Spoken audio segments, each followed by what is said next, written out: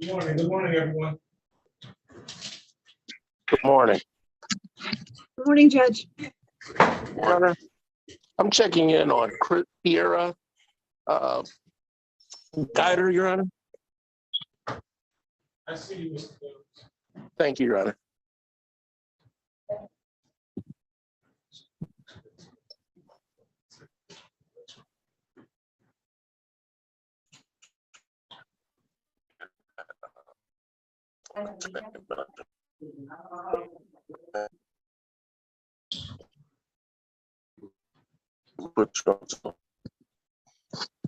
You don't remember? Which judge is it? Good morning, Judge King. Good morning, sir. How you doing today? Doing great, sir. I got Mr. Anthony Moore and Eddie Turner and Andre Scott. Okay.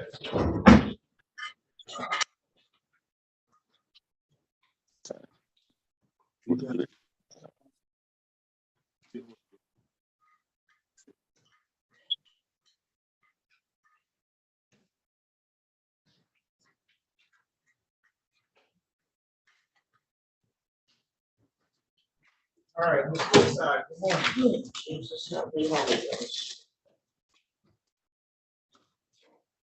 Woodside? Ms. Woodside going once? Ms. Woodside going twice? Good morning, Judge. I'm just kind of hanging out. Okay, you don't have anything with me this morning? Not right now. Okay. Mr. Cripps, good morning. Major Cripps. Mr. Cripps going once? Good morning, Judge. Sorry, I was in a courtroom. Morning. Scott? Yes, I am, Your Honor, along with Matthew Penny. Deputy? Closing all these windows out for you. So, Deputy? Wayne County Jail? I can waive Mr. Scott's appearance, Your Honor. Can we have Hello, Your Mr. Honor. Scott, please? Can we have Mr. Scott? Yes, you can. Mr. Scott.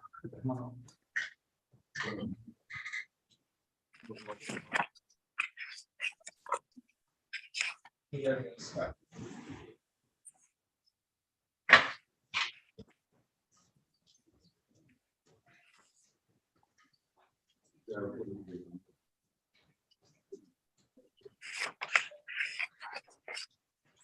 Calling case number 2205-9911, people of the state of Michigan versus defendant number 1, Andre Scott Jr.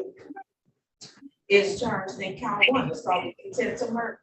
Count 2, controlled substance, delivery, manufacture cocaine, heroin, or another narcotic less than 50 grams. Count 3 and 4, weapons, felony, firearm. Appearances for the record, please. Good morning, Your Honor. Matthew Penny, P74079 for the people. Good morning, Judge David Cripps, P34972, appearing on behalf of Andre Scott. Mr. Scott, tell us your name for the record, sir. Andre Scott. It's your pleasure, Mr. Cripps. Your Honor, this case is now being evaluated by my independent expert. She now has complete, thanks to Mr. Penny, she now has complete videos that she needed. I would ask for one more month. I think we'll have all the reports completed. Judge, I'm just a little concerned because this is already a second adjourned date, I think, for her reports. She's had the video for over a month at this point. If we're going to do one more adjournment, let's just try to make this the last one, please. I agree.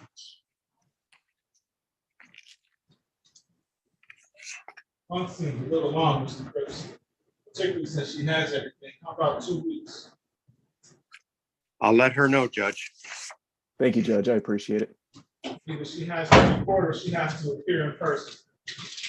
Yes, Your Honor. Sometimes that lights a fire. How about April 10th at 8:30? I am going to be out of town that week, Your Honor.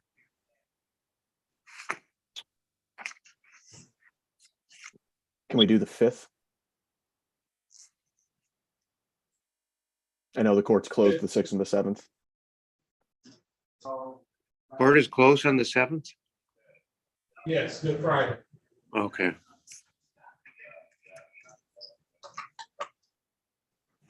I'll probably be in trial, second day of a jury trial on the 5th.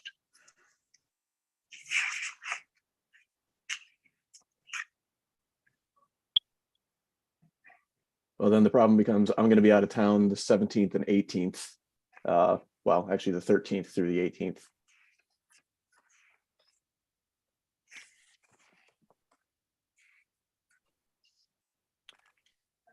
Since for all intents and purposes, this is going to be I don't know, a control date, I guess, for lack of a better term. If there's going to be a report and there's going to be a difference of opinion, I don't think we're actually going to be holding the hearing on the 5th. We would hold the hearing on a different date. Can we just have, is there somebody else that Mr. Cripps can have appear for him on the 5th? No.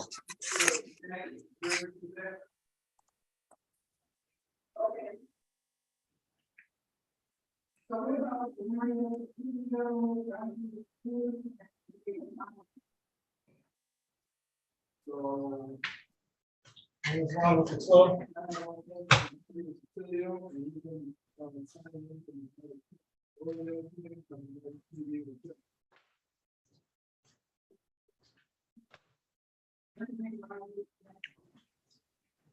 Mr. Cripps, the 12th? Judge, that's the week I'm going to be out of town on April 10th through 14th.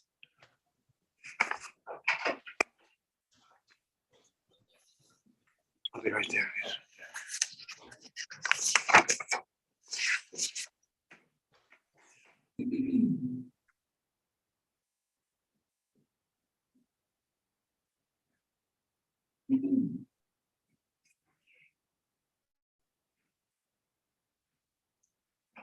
April 17th, that's my last call.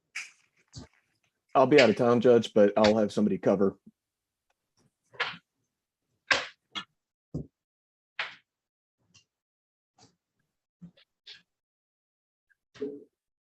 Cripps, That's fine, Judge. April 17th at 8:30. Last adjourned. Understood, Judge. Thank you. Judge, in anticipation of that, do you want to go ahead and set an exam date, just so we don't keep pushing it back a little further?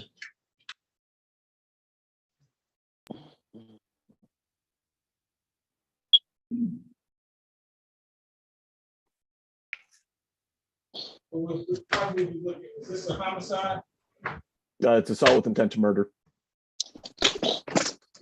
And assault with intent to murder, is there, why do I have? I don't have an answer for that, Judge. The victim was a police officer, was a state trooper. Perhaps that's why I got flagged to your docket. No. Only have homicide, sexual assaults, domestic violence, child abuse, and elder abuse cases. I can't speak to how it got docketed to you, Judge.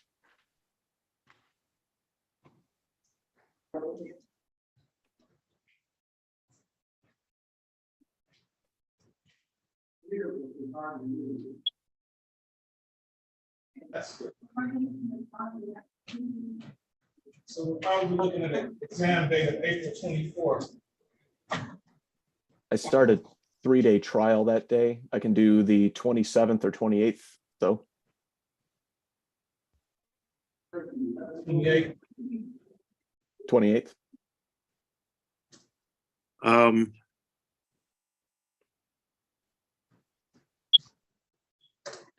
I have too much going on that day. I have a federal seminar in the afternoon. Could we go the week before, perhaps the 21st? We do the 21st.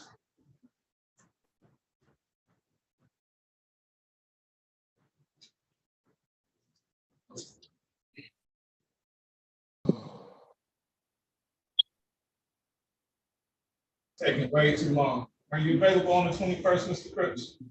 Well, it depends on what time. I can make myself available. What time is good for you? Late morning or early afternoon. April 21st at 11 o'clock? Yes, Fine Your by- Honor. Fine by me. Thank you, Judge.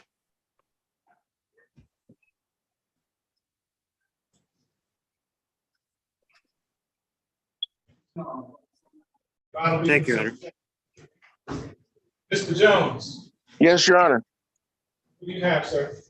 I've got Kiera Geider, Your Honor.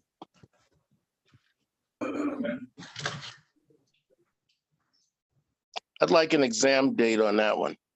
Can you call the case? All right. Calling case number 2305-599-401, people of the state of Michigan versus Kiera Geiger. Defendant is charged in count 1, assault with a dangerous weapon. Count 2, weapons, firearm, careless discharge causing injury or death. Count 3 and 4, weapons, felony, firearm. Count 5, domestic violence. Appearances for the record, please. Good morning, Your Honor. Shelley Drain for the people, P number 60249. Good morning, Your Honor. May it please this honorable court, Gary Jones, P number 56072, appearing on behalf of Kiera Geider. Your Honor, we're requesting. What's your name to the record? Kiera Geider. What's your pleasure, Mr. Jones? Your Honor, I'd like to set this for exam. If we could get an exam date, I'm thinking in about a couple of weeks, maybe 3 weeks, Your Honor. No, sir. How's March 31st at 12?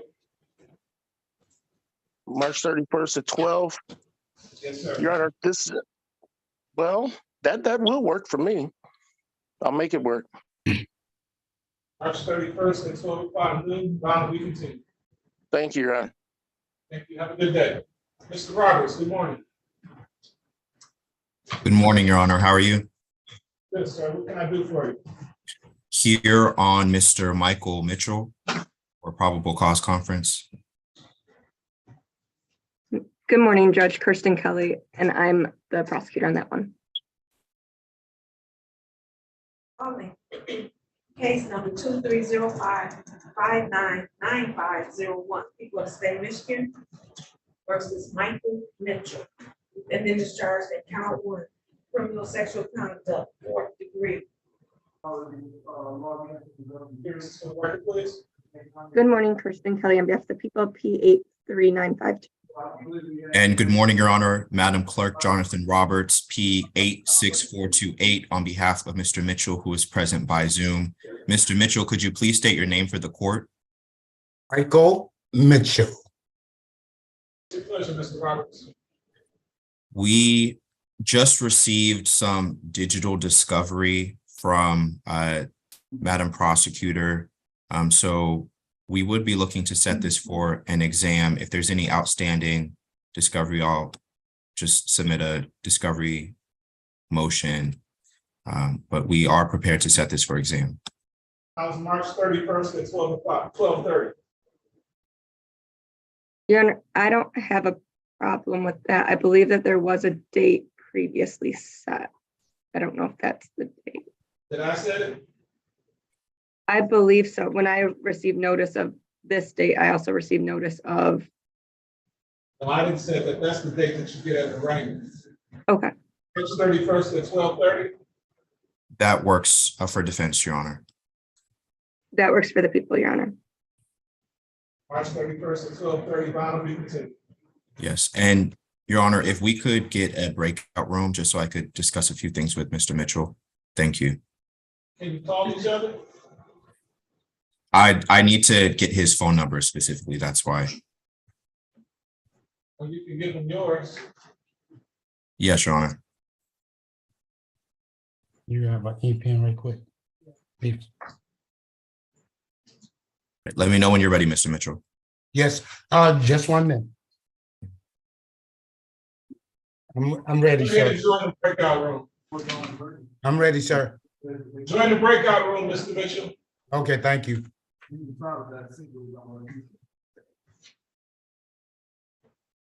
Thank you, Judge. Have a good day. You too. Hello, Your Honor. Who would you like to Sally. call next? Good morning, Your Honor. How can I help you, Mr. Sally? I have Eddie Turner, PCC. You have Turner, deputy? Yes, I do have the Eddie Turner. Okay.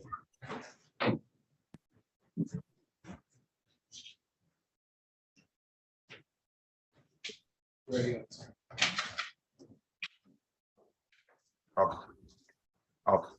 Calling case number 2305-5980-01, people state Michigan versus Eddie Turner.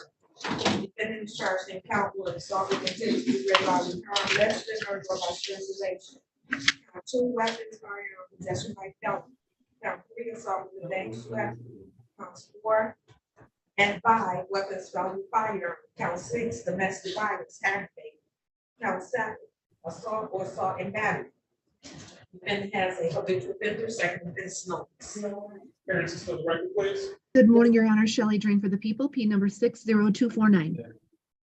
And good morning, Your Honor. Alvin Salen, P 23797, on behalf of Mr. Turner, who appears by Zoom. Mr. Turner, please identify yourself for this record. My name is Eddie Turner. What's the pleasure, Mr. Sally? Well, we want a preliminary exam, Judge. I'm a little confused on his bond status. I thought it was changed to a personal tether bond, but I stand to be corrected. He's probably still waiting on the tether. Okay. The court will continue to plead not guilty and set this matter for preliminary examination. How is March 31st at 10:15? Make that work, Judge. And what that I didn't know that is that in the. We continue. Thank you. Mr. Turner, I'm going to set up a Zoom conference just in case you're still in jail, okay? You gonna do what now? I'll set up a conference so I can speak to you if they have not given you the tether yet, okay? Okay, so I'm not getting the teller now? No, you should be getting a tether. They're just waiting to give it to you. That does not apply to me.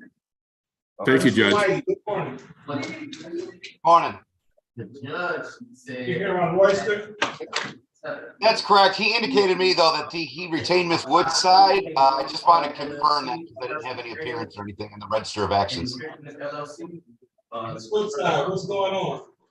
Are you here on Royster or what? Attached to my YouTube channel. You can find it on my Miss Facebook. Woodside was present, but she said she was just here observing. So I don't think she's filed an appearance as of yet. Obviously went there. Okay.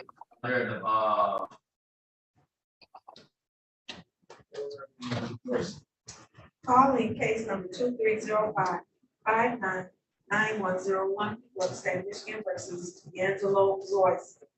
Defendant is charged in count one, weapons, firearm, possession by felon. Count 2 and 3, assault with a dangerous weapon.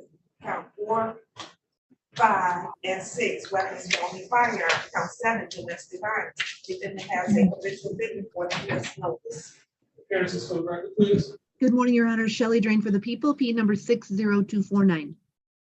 And good morning, Your Honor. Dennis Whitey, P 79560, on behalf of Mr. D'Angelo Royster.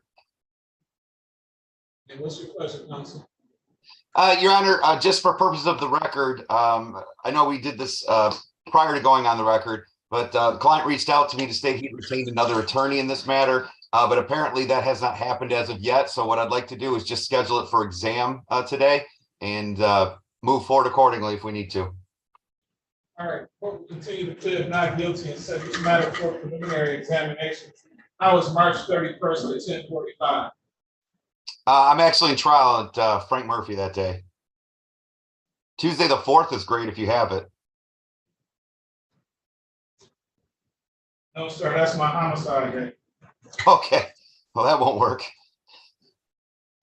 We could, if possible, we could do the 3rd, Monday. Okay, April 3rd at 10:15. Sounds great. April 3rd at 10:15, bond will be continued. Thank you.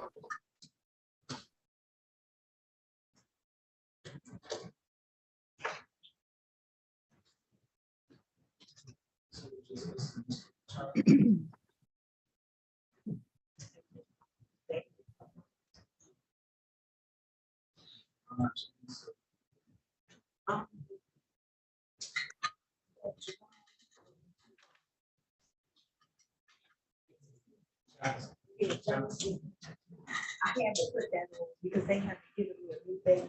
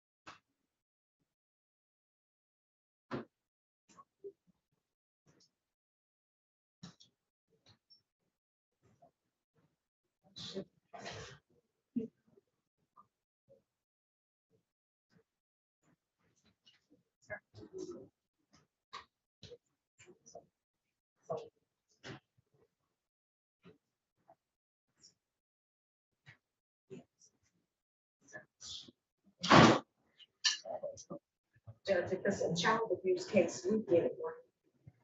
So.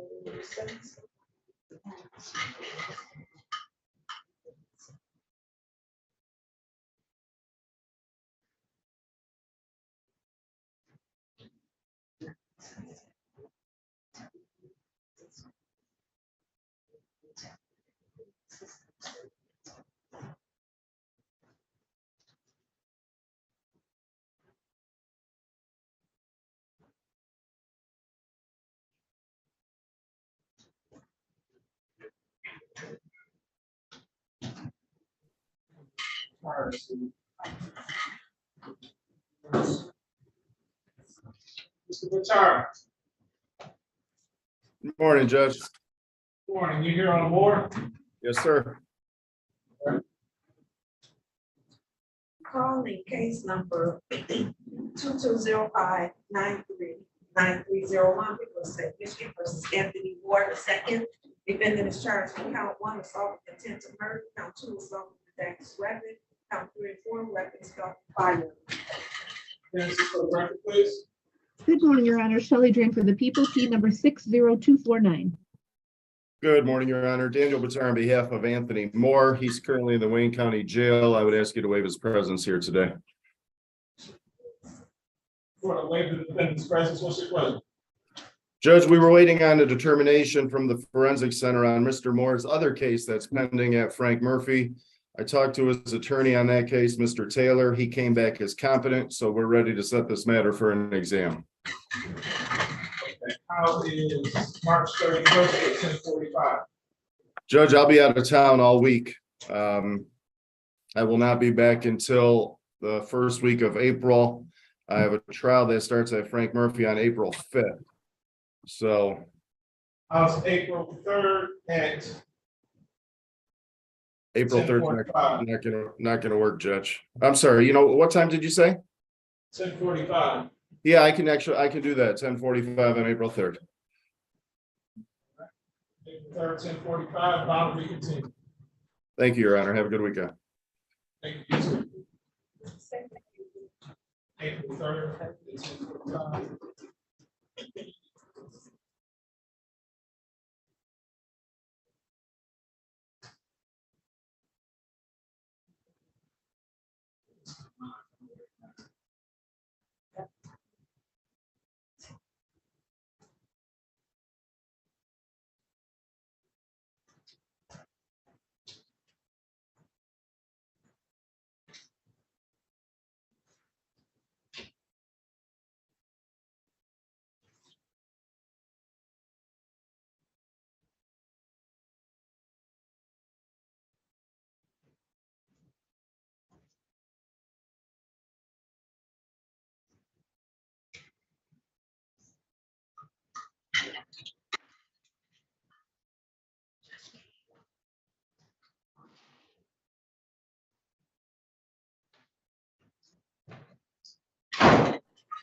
Officer. Mr. Kamaj. Good morning. Good morning, sir. You're here on Fajardo. Yes, Judge, sorry I was late. I had to take my kids to school. I know life happens, right? Yeah, I'm sorry though.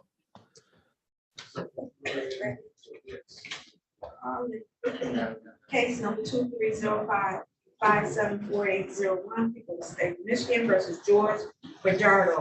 Defendant is charged in count 1, assault with intent to do grave bodily harm less than or more by strangulation. Count 2, domestic violence. Appearances for the record, please. Good morning, Your Honor. Shelley Drain for the people, P number 60249. Yeah, good morning, Your Honor. David Kamaj on behalf of the defendant, P 68273. What's your pleasure, counsel? Next date is set for April 17th. Go ahead, Mr. Kamaj. Yeah, Judge. So I mean, whatever the court's preference is, I would prefer to adjourn this case. My client's in some program called Accountable Choices. If you want to set an exam, we can do that. I think we've already waived the 21-day requirement. I'm trying to buy like 4 to 6 weeks here if I can. Why would I do that? What's that? Why would I do that? Well, Your Honor, because my client's doing this Accountable Choices program, and I'm hoping I can work something out with the prosecutor once he has accomplished some classes in that program. So I'm just posing a question here. What if we proceeded, matter is bound over? Is there something preventing you from continuing to work something out with the prosecutor? We can do that too, Judge. How about an exam on March 31st at 10:45? That sounds great. March 31st at 10:45. Mr. Fajardo, tell us your name for the record. My name is George Fajardo. All right, the court will continue to plead not guilty and schedule this matter for a preliminary examination on March 31st, 10:45. Bond will be continued. Okay, thank you, Judge.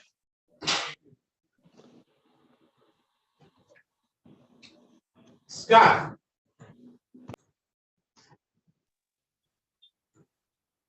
Yes, sir. Can I help you? Oh, yes, ma'am. Can I help you?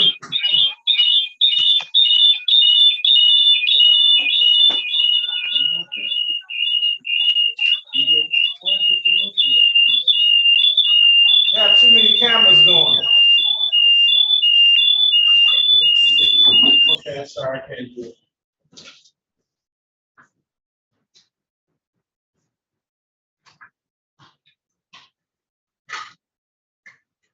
Deputy, I think we're all set.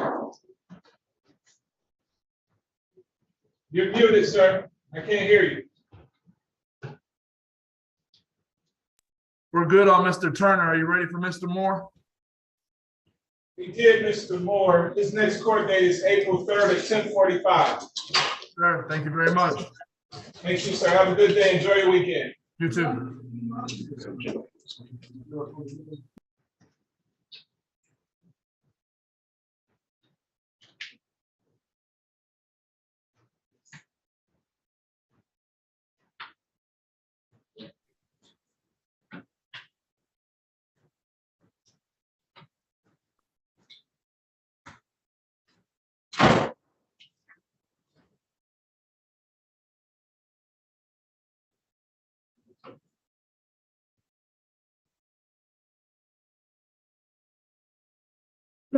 I don't believe that we are going to have a complainant on the Anthony Jefferson exam that is scheduled at 9 o'clock.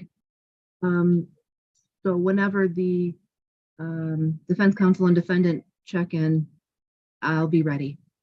Okay.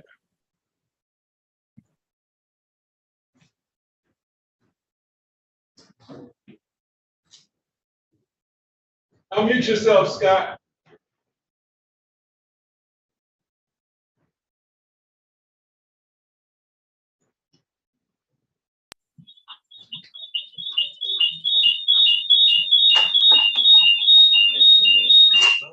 You have a lot of background noise going on there. What can I do for you, sir?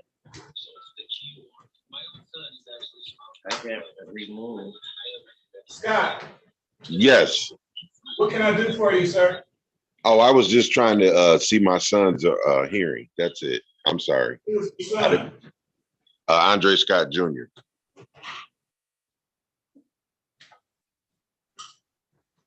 You've already done that, sir. Okay, thank you. This next court date is April 17th for a competency hearing. You have to view it on YouTube, though, where it's being live streamed. Okay, thank you so much, Judge. No problem. Have a good day. You as well.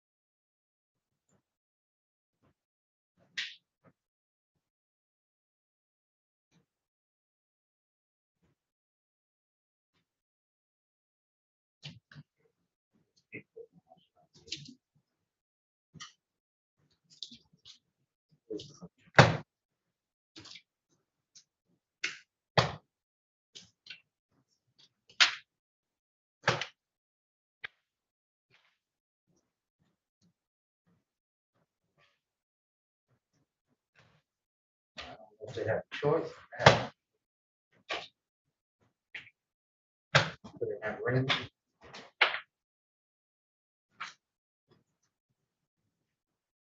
Well, you don't know what the cycle's going to be.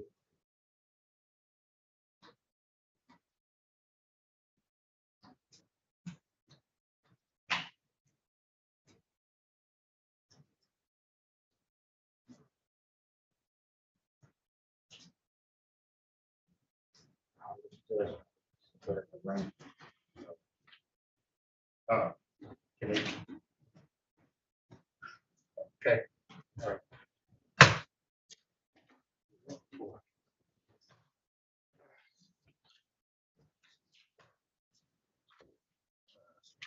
Excuse me, John. I just got a powerful detail down here with this Epps at 1:30, and it gives the sheriff is saying he's refusing to leave his cell, and they're not bringing him over. Yes, sir.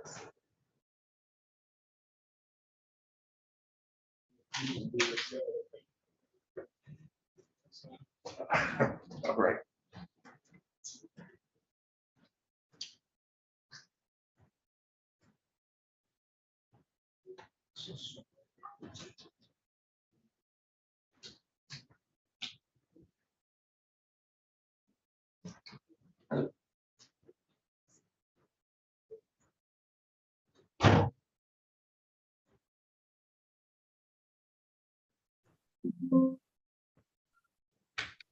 Mr. Kaiser, Good morning.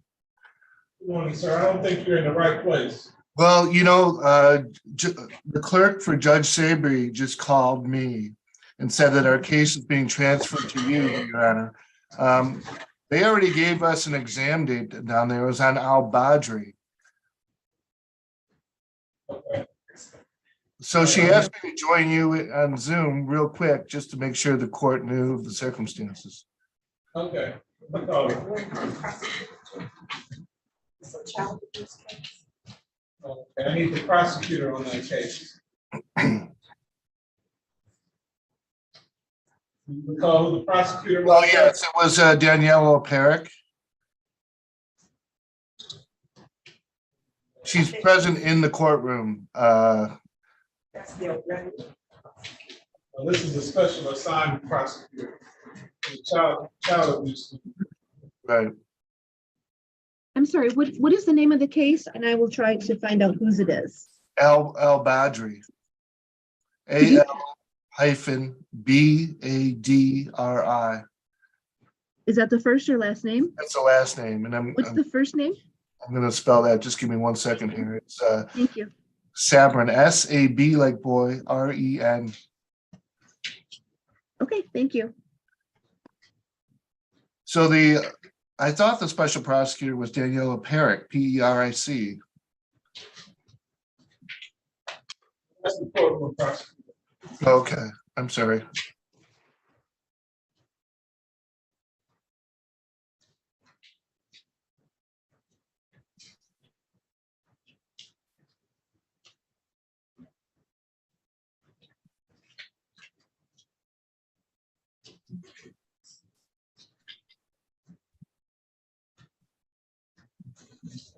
There is a 4th-degree child abuse charge contained in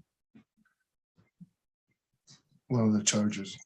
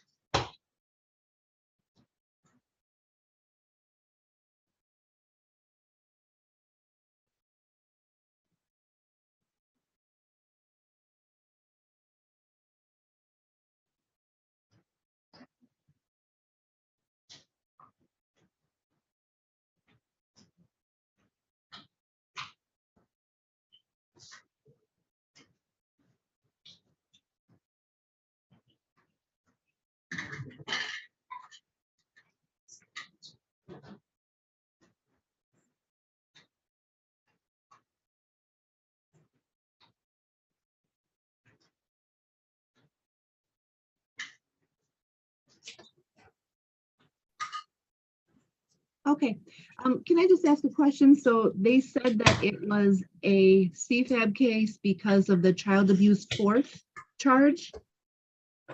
Well, nobody said that to me at all. Oh, okay, But there is a child abuse 4th for allegations that she was driving while intoxicated with an infant. okay. The CFAB unit does not take cases where there is just a misdemeanor, they don't keep it as assigned to their unit. There is a felony resisting and obstructing a police officer. Yes, and they don't handle those cases. Okay, well, that's fine. I was never told that until I came into this. Oh. Of course. Yeah. The other thing is that the clerk from Judge Sabring called me and said, we're in Judge King's courtroom now. And this is after they already scheduled the exam for Monday, April 17th. I thought it might be mine because of the child abuse charge. Oh. A misdemeanor, and I guess it stays there. So sorry for the confusion. Okay, so we're gonna be in front of Judge Sabring? Sabrina, yes. Sabrina, yes. I'm gonna send it back to them. Okay. Keep their exam date. I'm gonna zoom in over there too. Thanks, Judge. I appreciate it. Okay. No Okay, problem. Thank have a good day.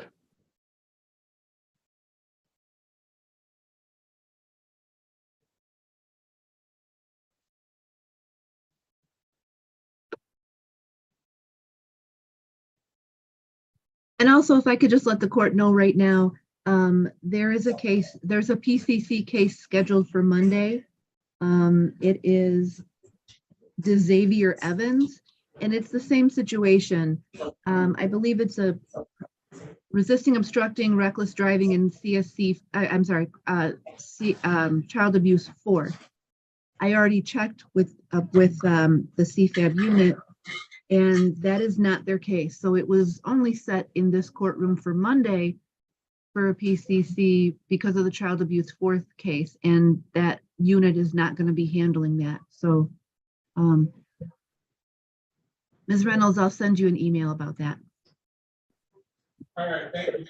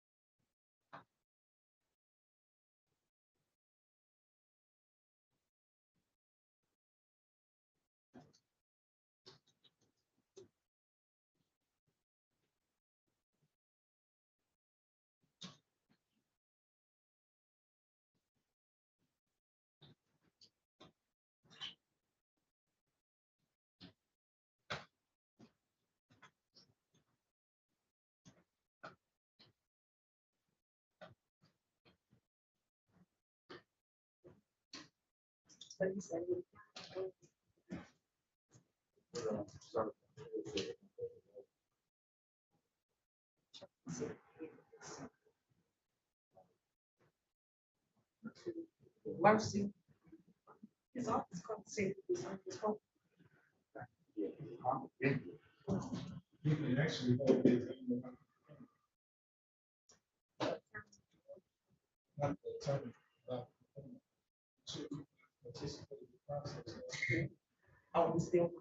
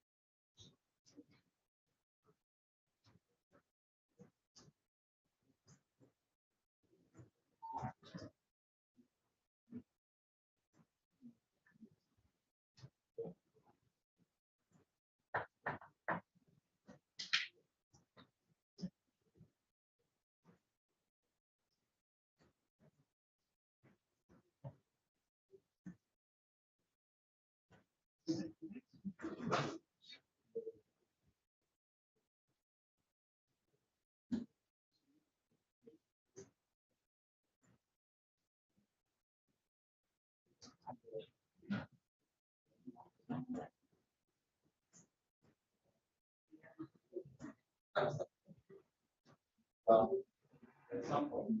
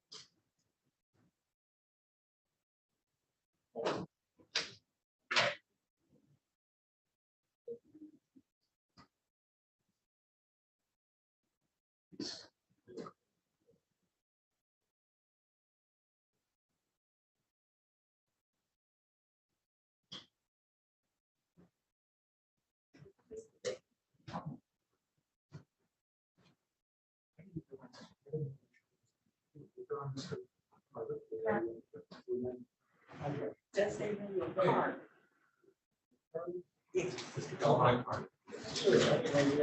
And I didn't know the show was there, and we're already in work. Okay. It's nice and quiet.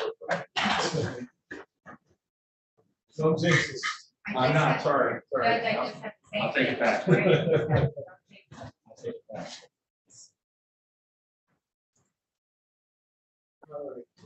Delvon Ted Carter, calling case 2355848, people of the state of Michigan versus Delvon Ted Carter. In this charge with count 1 assault, intent to degrade bodily harm, that's the murder or by strangulation. Count 2 domestic violence. Appearances, please.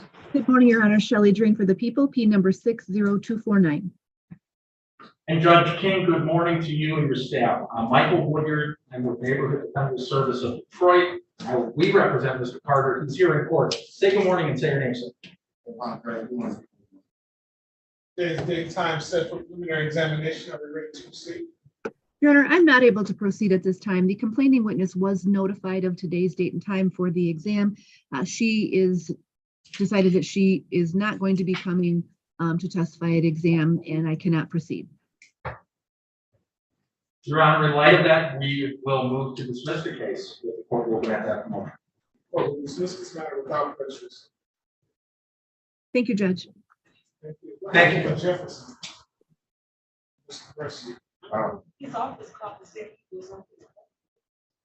Jefferson outside. Mr. Mercy. No, sir. You have any witnesses? No witnesses.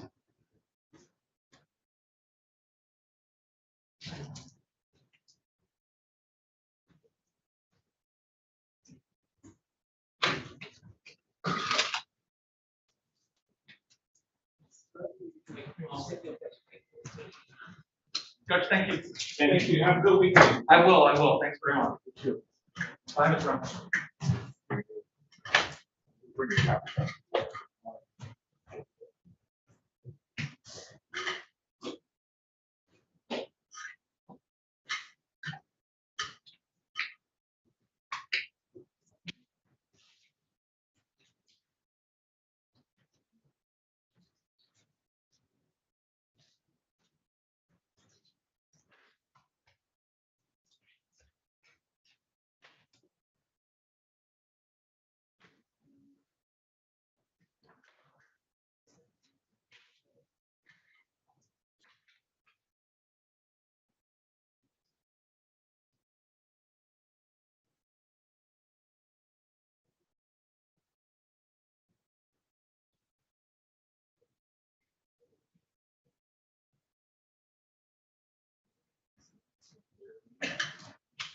Judge,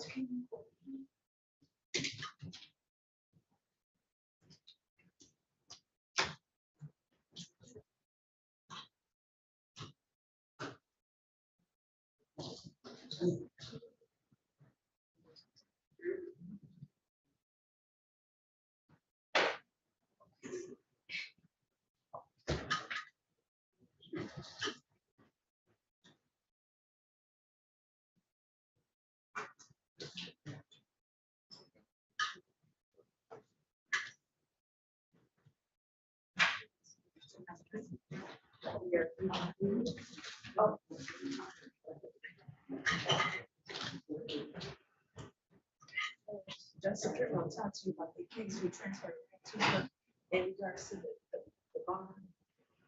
She trying to get some clarification, Judge.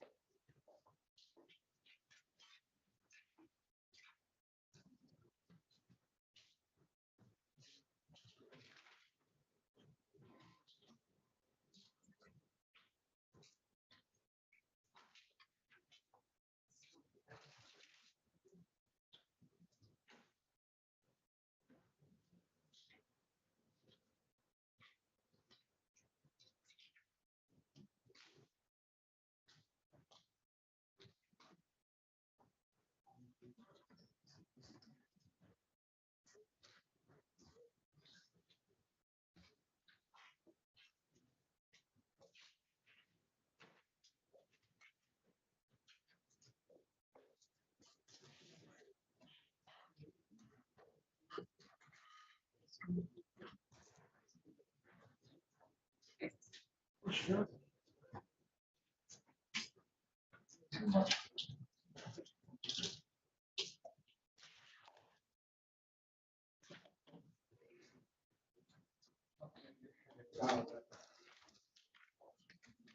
First, you ready on Jefferson? We are. First, I want to thank your staff. I know my sister, who's my new legal assistant, called up and said I didn't like. Last time I was late, you brought it to my attention. Maybe I should call first. So, you were heard. Calling case 2355666. People of the state of Michigan versus Anthony Duran Jefferson. Defendant is charged with count 1, assault with a dangerous weapon, count 2, felony firearm. Appearances for the record.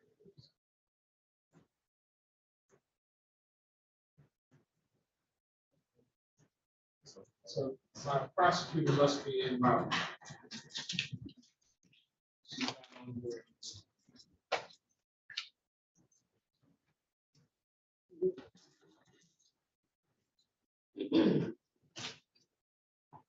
So give us a few minutes, Mr. Mercer. Absolutely.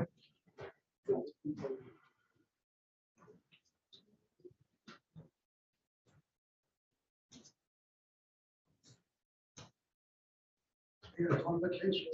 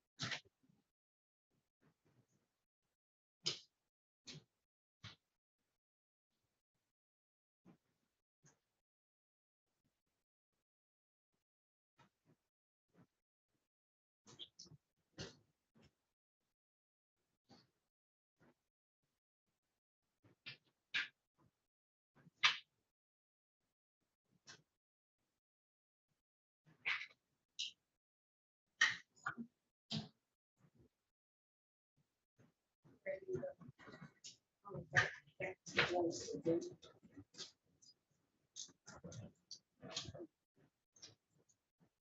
the word back to just 348.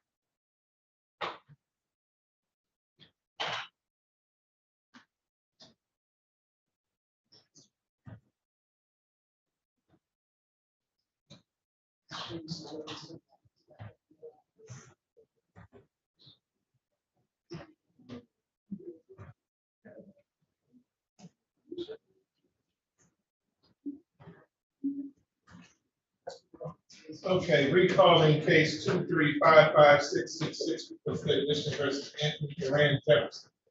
And once again, is charged with count one assault with a reflect count two felony firearm. Appearances for the record, please. Good morning, Your Honor. Shelley Graham, EPP number 60249. Good morning, Your Honor. Attorney Daniel Mercier, please, 72620. Representing the defendant, please state your name. Good morning, Your Honor. Anthony Duran, Judge. There's a date time set for preliminary examination. Are we ready to proceed? Your Honor, I am not able to proceed at this time. The complaining witness is a Ms. Denise Womack. She was notified of today's date and time. She is not present. I have not received another testimony. I make a motion to dismiss, Your Honor. Motion granted. The court will dismiss this matter without prejudice. Thank you, Your Honor.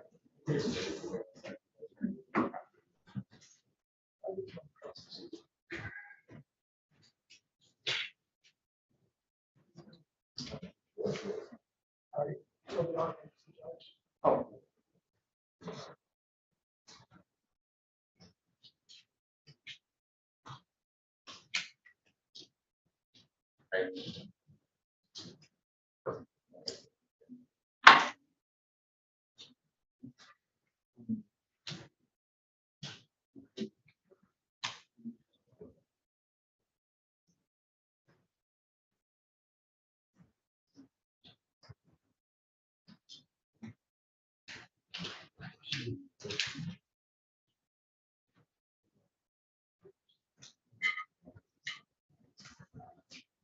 Did you do a dismissal order, sir?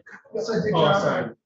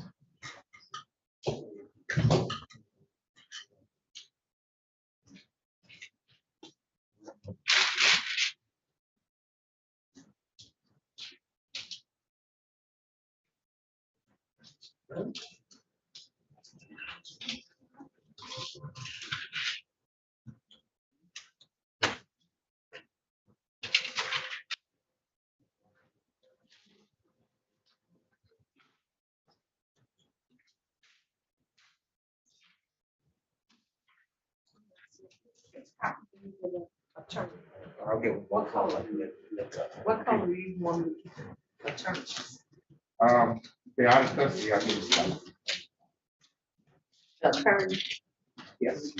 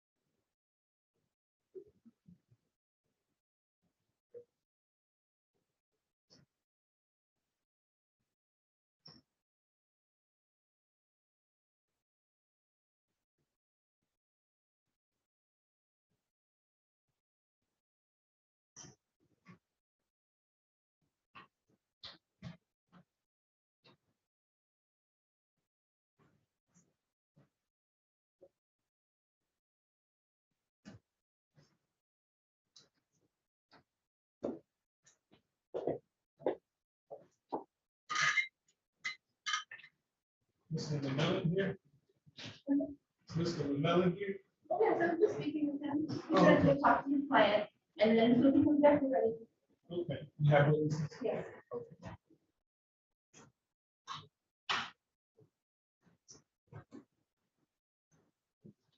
No. Hello, darling. Hi.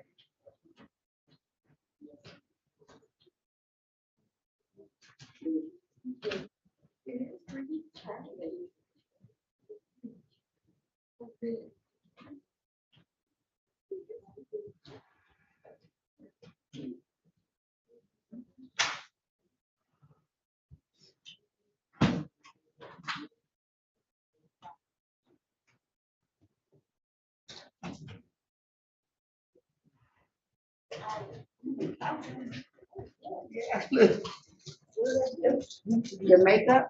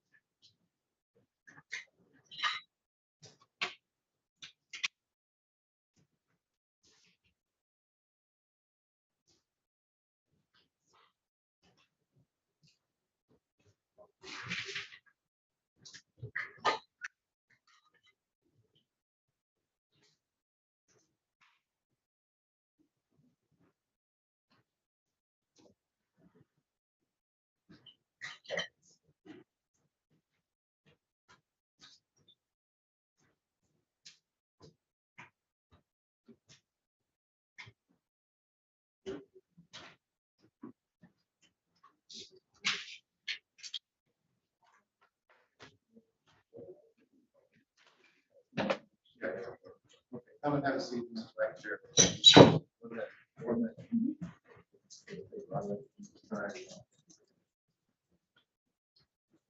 Will be a waiver. On that Tory thing. Thank you very much. Modern spaceship. You seen shoes like that? Thank you.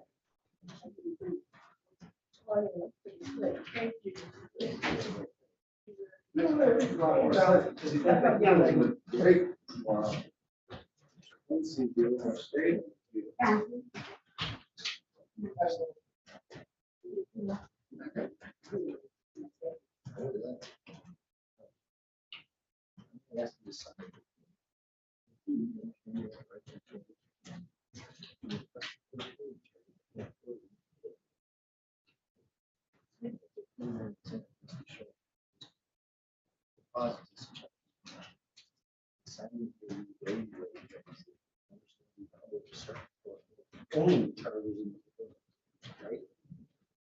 Received notice of charge of complaint and sentencing.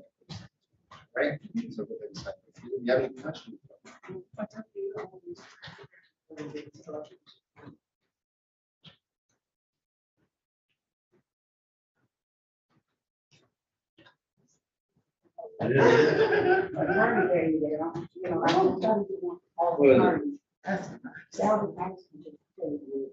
Yeah. Just fill it.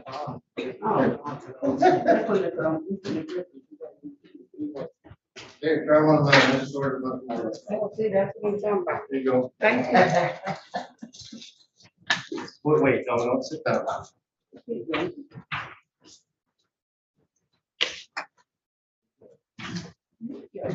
Thank you.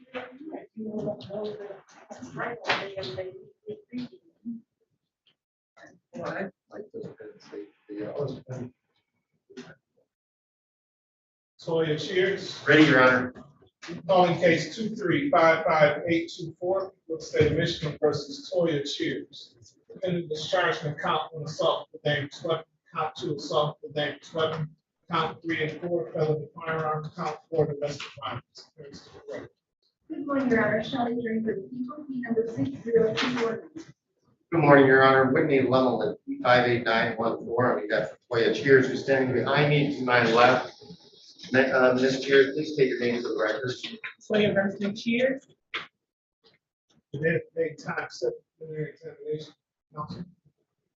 Your Honor, I've explained to my client her right with regard to a preliminary exam, and she made a knowing and voluntary waiver of that right as expressed by her signature on the exam waiver form.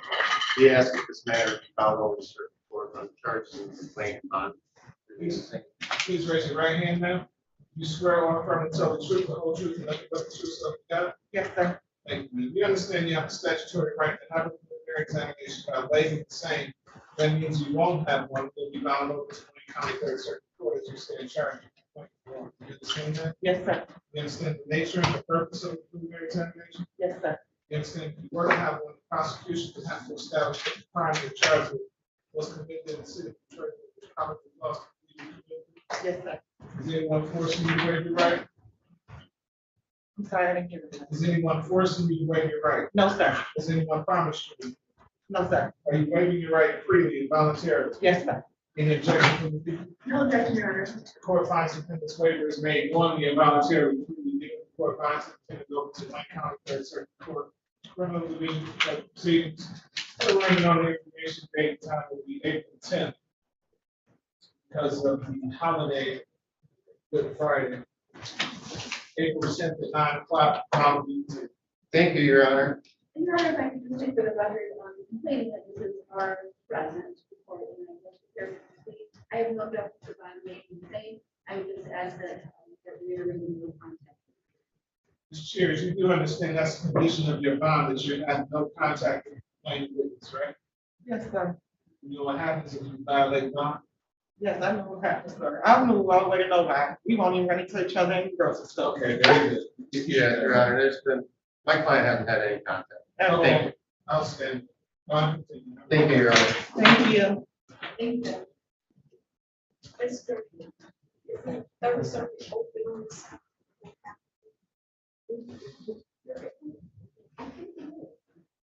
Okay, so I'll change that date to April 7th. I'll change the 7th. At 9 o'clock. When is Good Friday? April 7th.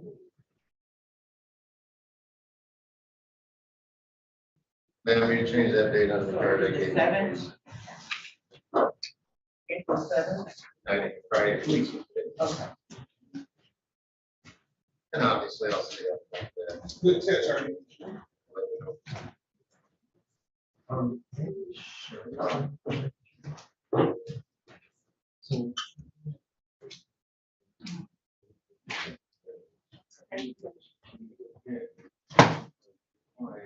Your person was yes. She knows.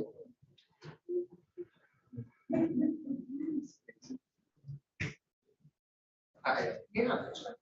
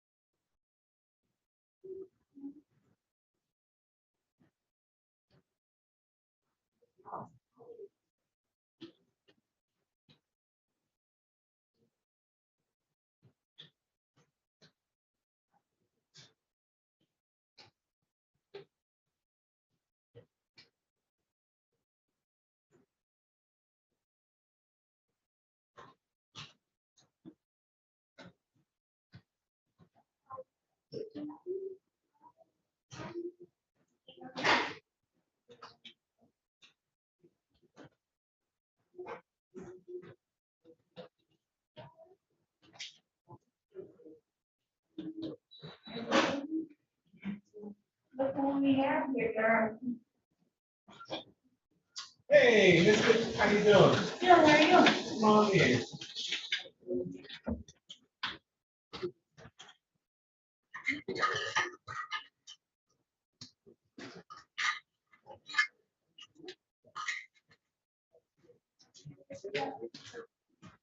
I'm sorry? Oh, wait, I'm sorry. Six.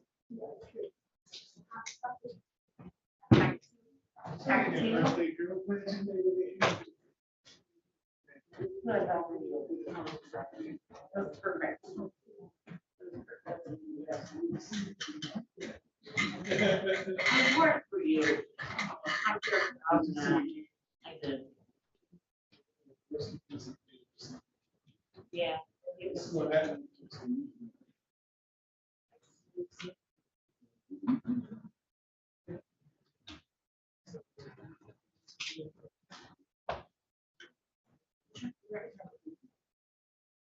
Um.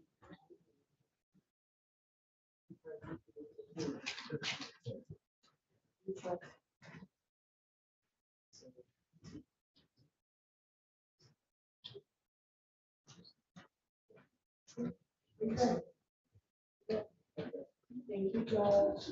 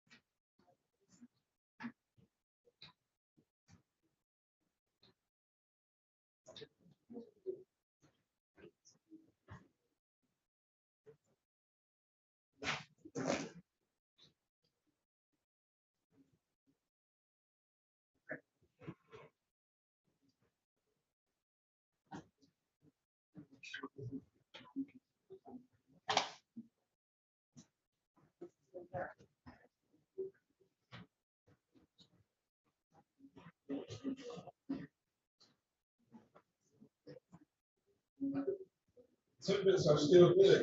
You know what, I know, they're good.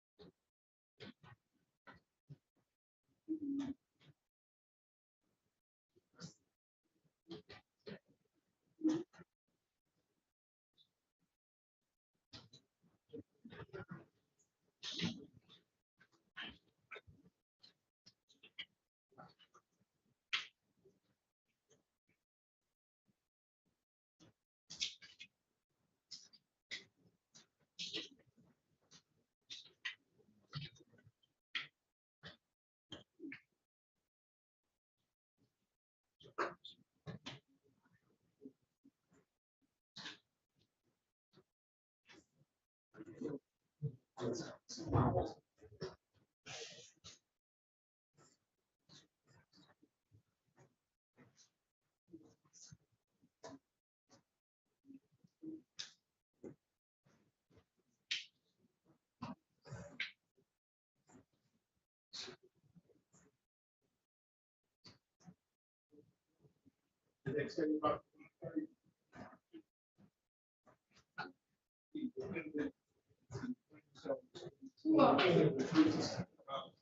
of them, y'all, one here, one up next. I will look at job. So as far as I'm concerned, we have to do what we've done. That's what I said. They choose not to be a part of it. That's all.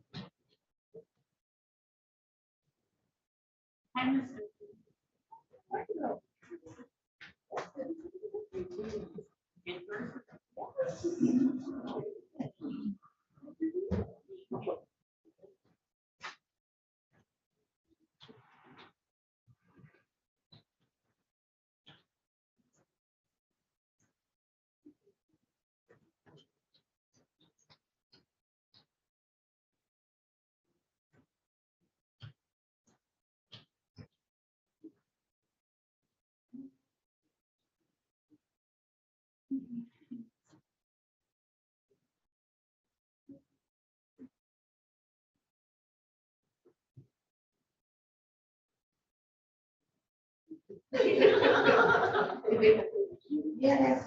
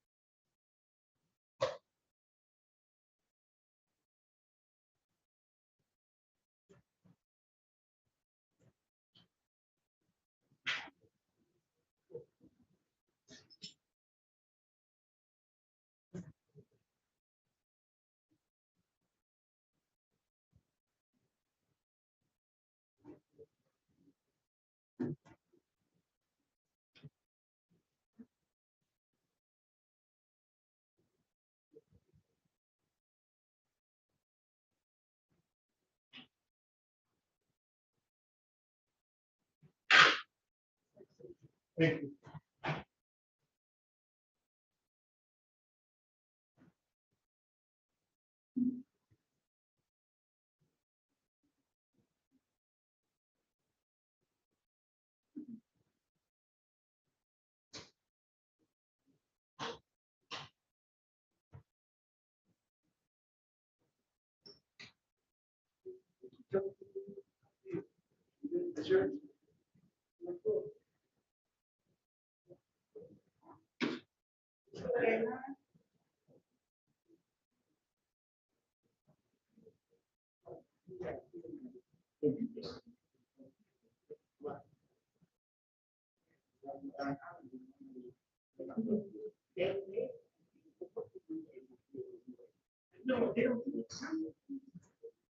Hey, man, how you doing? All right, did you see that game yesterday? Yes, I did. They had the game. That was the worst defensive effort I've seen them ever play. And then turnover ball. I mean, when you turn the ball off, going to the back, it was just, you know. They should have had Akins on that point guard. Since our best defensive guard. Right, right. When they did put him on, they shut him down. Right, right. They started doing the slip screens on him. He had no answer for it. Because he was coming down, I'm like, this little guard is going down. I mean, just. He did the same thing the game before. Right. I don't know if you saw that. No, I didn't see it, but I heard. He did the same thing. He had like 19 assists or something like that. Yeah. But they should have won that game. They let that one go away. They let that game away. I just knew it was going to go away. Michigan State still better than points we usually. Case, I just knew. But they got to the elite, ain't anything happened. Yeah. Missed free throws. Well, that's another thing, yeah. What's the guy? He missed 2 of them. That's good, right? You can't miss the free throws. That's what they call free throws. Right. Or and yeah, the lead ball here. There's 2 of them. Got into next year, you know. But you don't make sure you get a 6-11 now. Yeah, I heard that. It's supposed to be a beast. But we need it too. Yeah. We need a center. You need a guy who can really ride. Yeah, brother. It's really good. That's Sissoko has the worst set of hands I've ever seen with a human being. you see how he jumps. They can just play catch with him all day. Because he can't catch. There's a couple times who told me Bob he could have had a point. Same thing with rebounds. Can you hold the ball? I don't know if he's just so excited and he's just so strong. Or he got real big hands or real small hands or something. Yeah, you're right. I was wondering about that too. So this guy's gonna bleed. And Akins, he's not going anywhere. Is he? I hope not. Yeah. And Malik Hall, he stays, he got a nice fly. And what about House? House? Hauser. Yeah, he's a senior. Because he hit his couple He threes. came on at the end of the year. Yeah, he came on at the end of the year. He really did. They need a stretch four to shoot 3. Yeah, Hauser's gone. And a little guard is gone. Good guard. Smith. Walker. Yeah, Walker looked okay for a while, a couple shots, but I don't know what they bring in as guards. And what's the other guy? We still have Hobart coming back. Oh, I might go. Hobart uses his weight well. He gets in there. He dribbles well in track. Yeah, and then he used that body. He doesn't finish all the time. He gets to the basket and miss the layup. Yeah, because he's.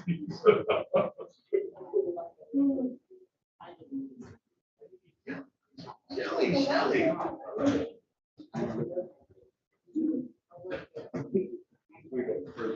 What are your prisons?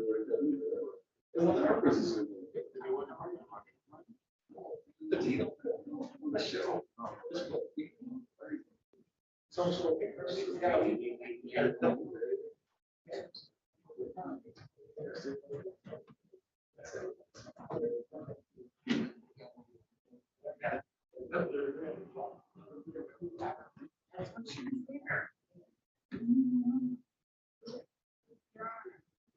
Yeah. Used to work with her mom. Really? Yeah, in Howard, Michigan. Well, it was Whitson. Well, Whitson, yeah. Small world. Back road. That's right, money. You knew my mom. Small world.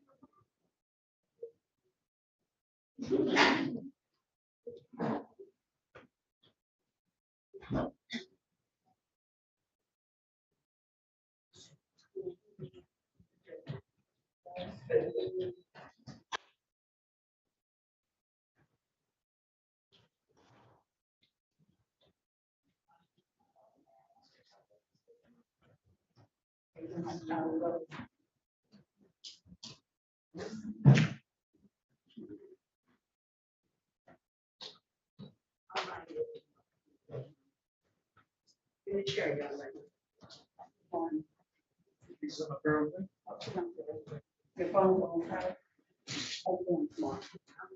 That's good.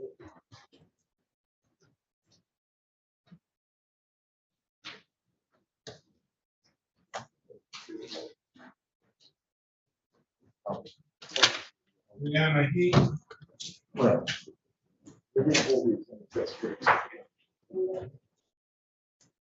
Calling case 2355854, let's take admission versus Brianna Demetri Heat. In this charge for count 1 assault, intentionally great bodily harm, risk of murder or strangulation. Count 2 assault with dangerous weapon. Answers for the record, please. Morning, Your Honor. Look at the plaintiff hearing on behalf of People, 9420. Morning, Your Honor. John J. Holler, appearing on behalf of Ms. Brianna Dees, who's present. She's standing off to my immediate left of the red suit. My bar number is 43344. Tell me your name for the record, ma'am. Brianna Dees. There's the date and time set for preliminary examination. Are you ready to proceed? Yes. How many witnesses will there be? It's just gonna be 1 witness, Your Honor. I would ask for an exception for Detective Carmel Walker to report today with me at the office. Any objection to the OIC remaining? No. Call your witness. That's going to be Clifford Peck.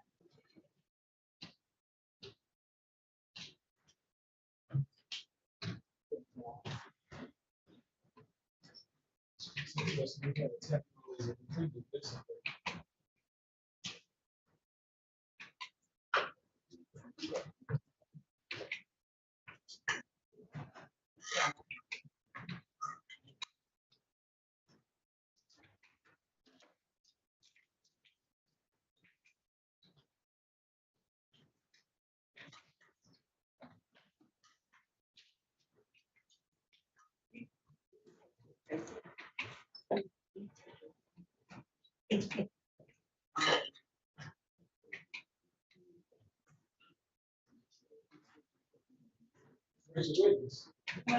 He's coming, Judge. He's in the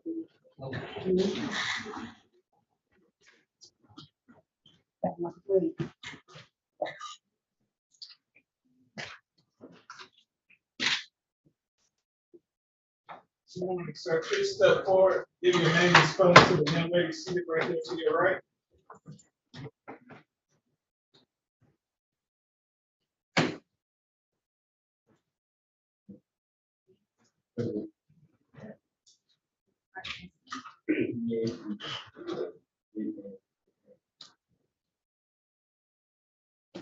Please raise your right hand, sir.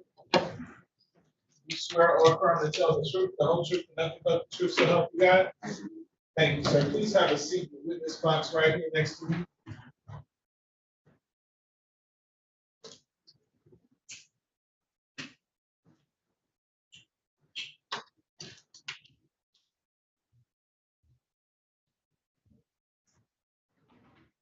On to your left, on the stick, speak directly into that voice. Okay, you may begin when you're ready. Thank you, Your Honor. Can you just state your name for the record? Reverend Eugene Kenneth. And Mr. Cannell, can you tell us where you live? 1325 Change to be 5605. That's in the city of Detroit and Wayne County, correct? Now, do you know Brianna Heath? Yeah. Okay. How do you know her? I used to have lots of problems with Johnny, but I'm always. I've been going to today, but I don't know. Okay. And you see Ms. Heath in the courtroom today? You need to stand up. Not sure. Not my bad. Oh, you don't have your glasses on? Okay, do you use your glasses for seeing? Yeah, I don't have anything. Oh, you don't use any, okay. Yeah, Your Honor, we just step down from the stand to assist. Sure. Can you step down off the stand?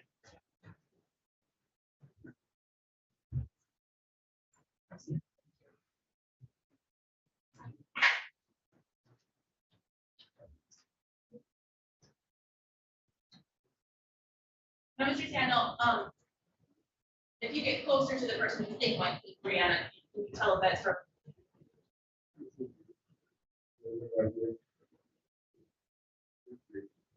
Okay, thank you.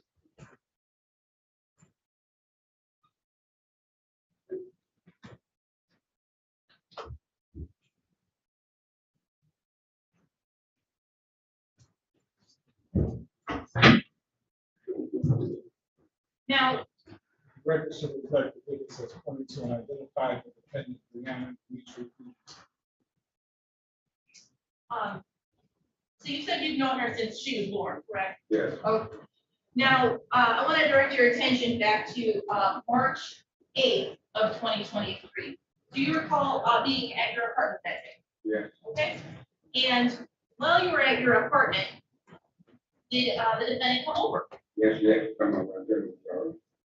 She came over after what? Yeah, she come over. Oh, she asked you if she could come over. Yeah. How did she go about doing that, asking you if she could come over? She come. And, did you give her permission to come over? I did. About what time, if you recall, did she come over? I'm sometime that day. Now, when she came over, did she bring anything with her? Yes, after the dinner. Okay. Did she bring the cigarettes? Yes, she did. Did she bring anything else with her? Because I had to, there. No, And when she came over that afternoon, did the two of you start drinking that liquor that she brought? that she had, that's why she got my phone. Sir, can you speak directly into that microphone? You might have trouble hearing. All right. He said she was going to the store. Okay. That she would give me a help. She said she was some 17 hours. After the store, they said that. Okay. He can get at me. So, how often did the defendant come over to your apartment? She comes every few months or so, sometimes my other cousins will come down and see. It's like a family thing. I mean, it's a kid that goes to sometimes come and check. Okay. So, she came over to your apartment that afternoon with these items. And do you start drinking? She came first, she went to the store. We had been an hour or so together, and then she left and went to the store, and she got the guy. Yeah, finish that. About what time did she leave and go get the drink? And for the hour, not that, the amount is about 7 8 o'clock. In the afternoon? Yeah.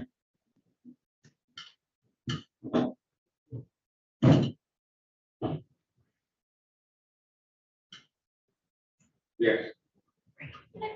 So, at that point, do you start drinking then when she comes back? Yeah, on and on. Okay. And what are you drinking at that point? They brought some type of mixed beer, kids they mix, mixed beers, and they couldn't get any mixed like that. Is that what you were drinking? I tried it okay, but it's not in my taste, more or less I drink straight. Okay, so what were you drinking? But Okay. And was, the defendant drinking these mixed drinks as you described? she had better liquor than I had. And I guess, that's what they teach me. We like to play the drink. Now, at some point, during this, evening, does anybody else come to your apartment? Yes, one of my neighbors, neighbor.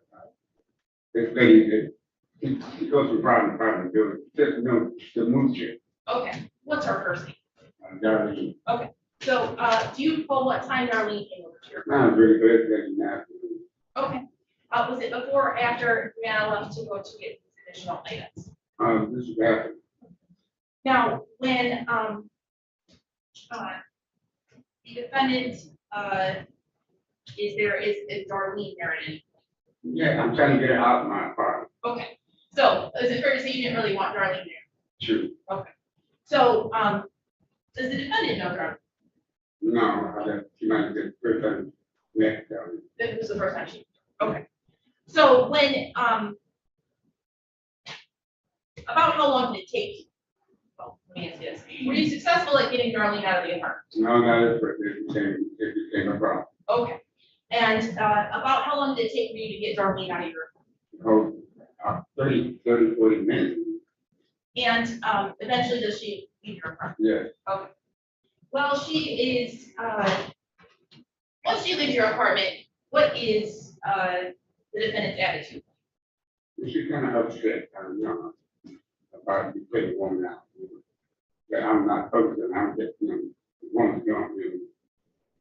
And once the Darlene left your apartment, what happened? Remember, she started stressing, she didn't like putting the woman out, you know what I mean? That's when I'm not up for discussion about it, gone. And I didn't realize how much it bothered her, doing it, Upset, so we go to that highway stuff. Okay. And was it just a verbal altercation that you? Yes. And where are you having that verbal altercation? What part of your apartment? I'm sitting in my living room. Okay, and where are you sitting in your I'm living sitting room? on the floor Why are you sitting on the floor? because I have a brace. And I take it out when I'm at home. Okay, so you have a brace on your, is that your left leg? Yes, Okay. And what does that brace help you do? without that can't walk. So did you have your brace on at this point? No, I did not. So you're sitting on the floor, and having a verbal altercation with the defendant, right? Yes, I did. At some point, does that verbal altercation become more? Yes. Okay, tell us how that happens. Well, through the time, she's extremely upset. It's kind of escalate that she's getting closer for me, I mean, really, she brings up that about these arguments with grandmother, family way in the past years, where is this coming from, And I'm not realizing, I guess, because of the how upset she is, and then she gets close up all of me, it's getting a little. Okay, when you say she's getting closer up on you, what do Her you? upset, she gets all up in her face. Okay. Now, How far away is she from you when you say she's getting in your right face? close to the microphone. Closest as the microphone, so Yeah. just within a foot or so, right? Yes. Okay.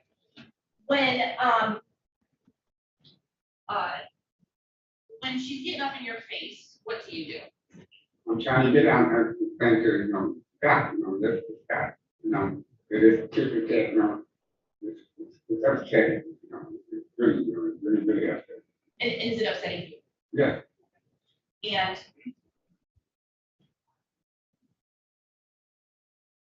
at some point, when she's up in your face, does the situation and argument become more than just yes, verbal? yes. Okay, well, tell us how that happens. Well, I'm trying to get out of my face, more or less, like this, but she, it gets to the point where I have to get hold to her, to move, away from me. And that starts to struggle, Okay, It's very, but it ends up wrestling. you start wrestling. Well, yeah. Okay, then what happens? Well, I get a hold to her, her head comes up, this really upset, Now, I'm more or less trying to hold her down to calm her down, because I'm really, I don't have that capacity to keep rapping with them teenagers, young people. But it just gotta hold her down and let it go, and she's really upset now, right? Okay. So it becomes, it intensifies, like the rap. So I really have to get hold of it, like put it in half, like a headlock, And when you say you put her in a headlock, did you actually have her head underneath your arm? Yes, I had to hold it down. All right, and what happens then? Okay, I think of, well, she's screaming how you took on her, I said, okay, Grant, I'm gonna let you up. Let's go, now I can hardly breathe now, my blood pressure is shooting, off the steer. I let it go, and at this point, she looks around, she looks in the kitchen, she's mad. And she says, well, I could have, I'll step. And then, go ahead, I don't do you, go ahead, And that's it. Did you at that point think that she was actually going to stab? No, nothing that made me do it, no. Okay. So, and again, you said she looks up and saw the knife in the kitchen. Was there any knife in the living room? No. So did she stand up? Yes, just like. What did she do after she She stands told up? me to take the knife. Okay, then what happened? She come back with the knife. Then what happened? She stabs me. Where did she stab you? Well, over here. The one with the really one she stabbed me. In the left chest here and punched it. It went through and punched the lung. Okay, then just give me 1 second. So you pointed to your right shoulder area, is that correct? Yeah, I got, right. It's just got pretty good minor puncture wounds. Okay, so you have some minor puncture wounds. You just need to describe where they're at. So you pointed to your right shoulder area. Okay, now you're showing it. One there. One there. This is the one. It might be the lung, right? This is the lung. Okay. Oh, that's good. Okay. All right, so you are indicating you got stabbed at least twice in the right side of your chest, plus one time the left side of your chest, but that left side of your chest went into your lung.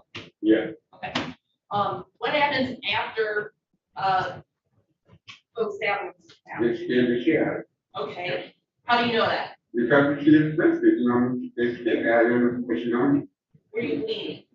the level, the pressure, it was the sound coming out, the lungs, you know, it would be, you heard something like that, you know, it wasn't good. It was first the blood stopped, and the sound of the lung collapsing, you know, and kind of, because it scared the hell out of it. So when that happens, then what happens next? She's upset because she's gonna call it in the air, I'm about going to shot at this time now.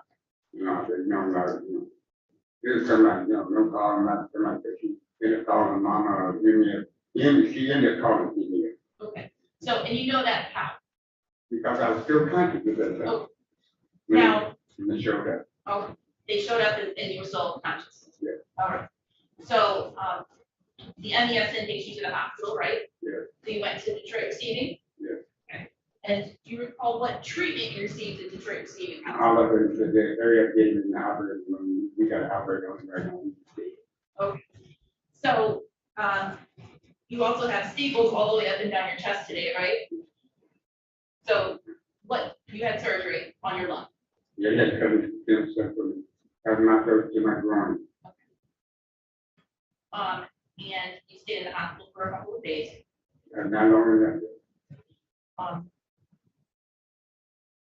And you had multiple doctors who put this in that, I assume. I had more doctors. Okay.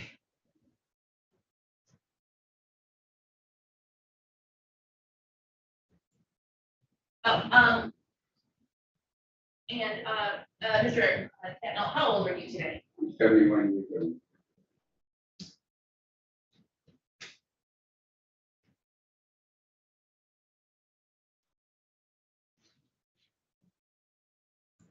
Hold on.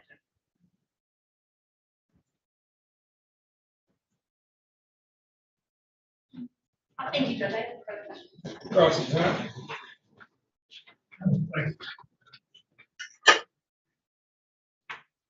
Good morning. Okay. I've got a few questions here to ask you. About March 8th, I believe it was, when the scene came over to your apartment. I believe that I want to be asking you some of the same questions because I'm not, I may have not understood you clearly. Okay, the first time that the prosecutor asked you these questions. So bear with me. March 8th is when Ms. Heath called you to see if she could come over and visit you? Yes. Okay, you've known her whole life, right? Sure. Okay. All righty. And the way you know her is that you were the boyfriend of her grandmother, yes? Yes. Okay, all right. So now, and you said, sure, come on over. Yeah. Okay. And so, can you tell us about what time of day it was that she arrived at your apartment? Not exactly, no. She was working at it. She had the job, caregiver. Okay, what I'm asking you is not what her job was. Just give us the best idea of when you think or recall she came home. About 5 minutes, 5:30? Okay, all right. I'm not sure. That's fine. That's fine. Now, you were talking about a woman named Darlene the Moocher. Yes. Okay, now was Darlene the Moocher in your apartment when? No, she come back from my door. Okay, so when this heat arrived, Darlene was not there? No. So when did Darlene the Moocher arrive when Miss Heed, after Miss Heed arrived at your apartment? Yes, sometime later. Okay, all right. Now, did I understand you that it took you 30 minutes to get rid of Darlene the Moocher? Yes. Did Darlene the Moocher come into your apartment? She came in and said, I had come down, I wanted her to leave, you know what I mean? Did you invite Darlene the Moocher to your apartment? No. She just barged in? No, she knocked on the door, comes in, wants to come in. Okay, I understand she knocked on the door. Darlene the Moocher knocks on the door. You open the door, right? I had my granddaughter open the door. Your granddaughter opens the door. Yeah. Okay, now Darlene just walks on in uninvited? She's in a wheelchair, banging and booming, and taking time to get in the apartment. Okay, did Darlene wheel her wheelchair in uninvited? I told her, come in, I let her come in for me. Okay, so you asked her to come. Yeah, she's got a wheelchair, I mean, she's about to fall, I said, come on in, you know. But knowing her, I know it's not gonna, I'm not gonna be putting her with it too long, but out of courtesy, to let her sit in the apartment. But you know, because she's go there, she's so fell in my apartment as well. Okay. Okay, I got you. Come in and sit there. I got you. Okay, all right. So Darlene was there for about 30 minutes, is that correct? Yes. Okay, all right. And eventually Darlene left on her own? No, I asked Darlene when she sat down, she was serving up. I said, I have to keep this fucking my granddaughter, right? I said, well, she don't want it, she just knows, she can move you. So I said, Darlene, I said, would you come back later, would you leave? I want you to leave. You know what I mean? If you come in, Josh is gonna about people in the building, I'm not in there. Okay, here's my question. I want her to leave. Did you have to forcibly wheel Darlene out? or No, did she I leave on her got own? up after she, my granddaughter, for some reason, trying to, you know, one of this woman stays like this, I'm just that, no, I think she has to go, you know what I mean? So I had to get up physically. To go to the help, Darlene go out, I'll ask him, to tell Darlene, I want you to leave from my apartment.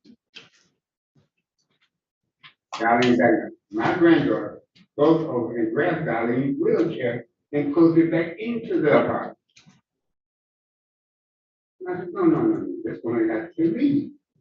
And then I don't know, this one, no, she can stay there, you know, this one has to. She grabs the wheelchair and puts the wheelchair into my bedroom. Okay, all right. Well, eventually Darlene left. Yeah. Okay, all right, okay.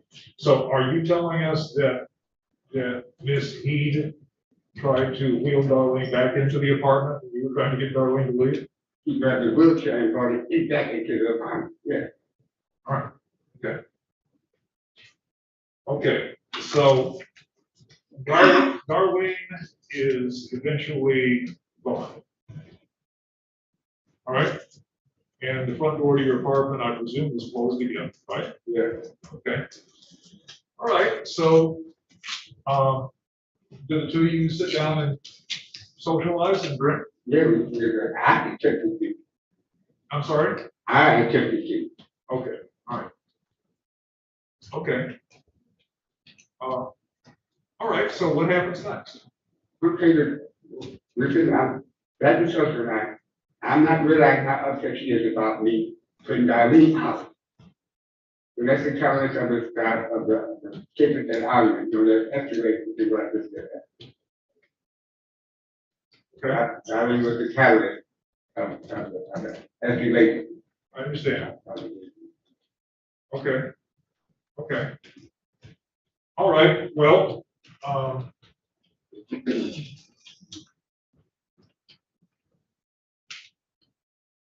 so give us an idea, since none of us were there but you and her, give us an idea of what happens next. Did Ms. Heed have a seat? She said next to she knows she's young, this five, you know. No, I don't know. Tell us, did she have a seat? I'm on the floor sitting down there.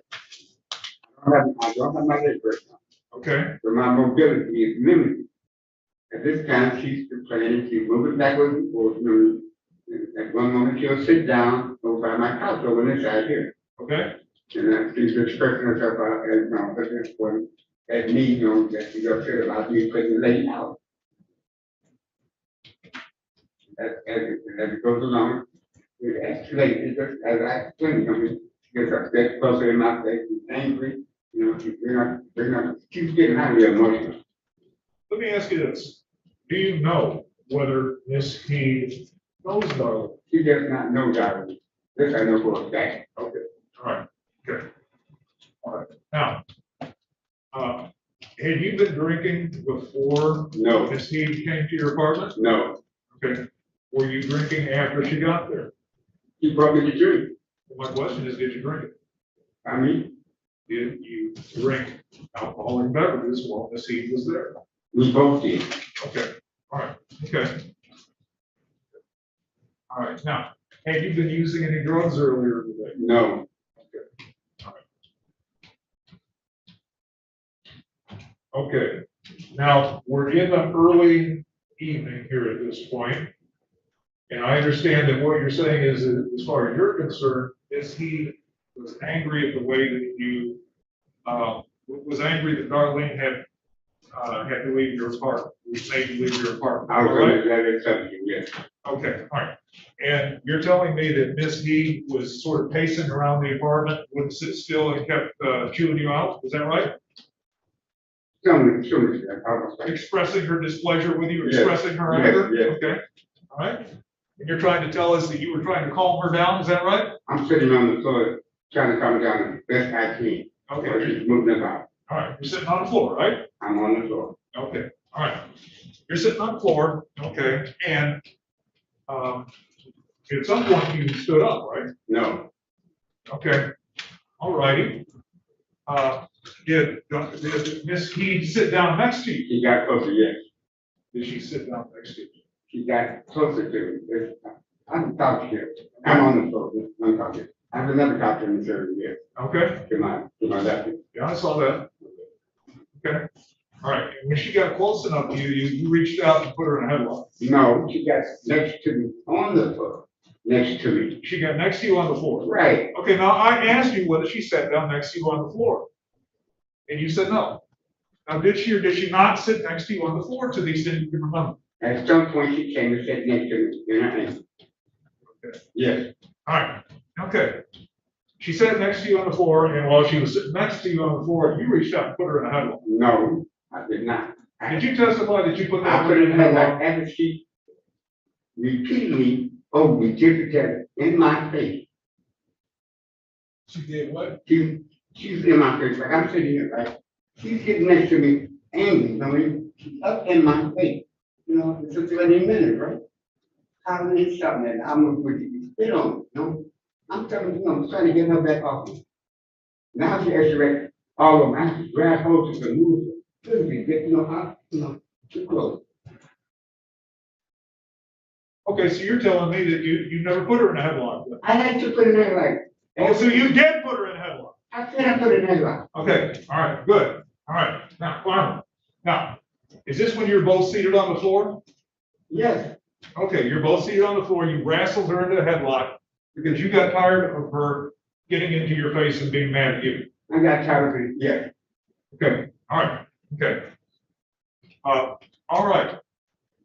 Now, at a certain point, she wrestled herself free or? I let her go. You let her go? Yeah. Okay, all right, what happened then? She doubled up on the rack, came at me even more. At that point, she got close enough, and I reached out, tried to, and a wig come off. For what? Wig, ponytail wig. Okay. Okay, so now you grabbed her by the hair and her wig came off. No, yeah, the wig, I just grabbed, the wig came off. Okay, all right, okay. Okay, so what happens after you grabbed her by the hair and her wig came off? She came at me. She came at you, meaning how? She got me with a wig. She came right up on me. The point was, I armed her hands in her lap. Okay, so your arms are interlocked with Miss He at this time? Yes. Okay, all right, so we're in a little bit of a wrestling match here, right? Yes. Okay. What is your position right now when you're in the wrestling match? I'm almost on my back. Okay. Okay, all right. You're on your back. Okay, is she beside you or on top of you? She's on top of me. This when I wrestle her to get it in the head, I can get it off, get some leverage on her. Okay, all right. So how long did the wrestling match on the floor go on? No more than 5 minutes, because I don't run out of steam. I am extremely tired. Okay. Okay, did she get off of you? No, I told Brianna, I said, look, I'm gonna let you go. I want you to promise that don't get up, stop it, and you can go back to work. The lady you go to back to the lady that you're working with. You know what I mean? I said, now I'm let you go. I want you to get up now. You can leave and go back to the woman that you work with. You called and said you'll be back. You know what I mean? I let her go. She got up. She seen the knives in the kitchen. She said, I go for knives. I'll go over there and get a knife instead. And I said, "Susie, I said, go ahead and try it." After the rest of the Okay, So we're in the wrestling match here, and you finally, like you said, ran out of steam and said, look, I'm gonna let you go, but I want you to leave and go back to wherever you're working. The way you're taking care of it. I'm gonna let you go. I want you to calm down, leave, go back to the woman that, you found, that you called to be safe. And taking it easy now. Okay, all right. Okay, so you let her go? Yeah. Okay, and she got a ball? Yeah, she got her, stood up. Okay, and then she did what? She turned around and didn't get him seen the knife. Okay, she turned around and did what? She saw the knife in the kitchen, and she stated that she would go get the knife, and she would cut it. Okay, so she told me. She got up off you and said, I'm gonna get a knife in the kitchen and cut you. She said, I will cut it. Okay. All right, so what happens then? She went and got the knife and went to take. Okay.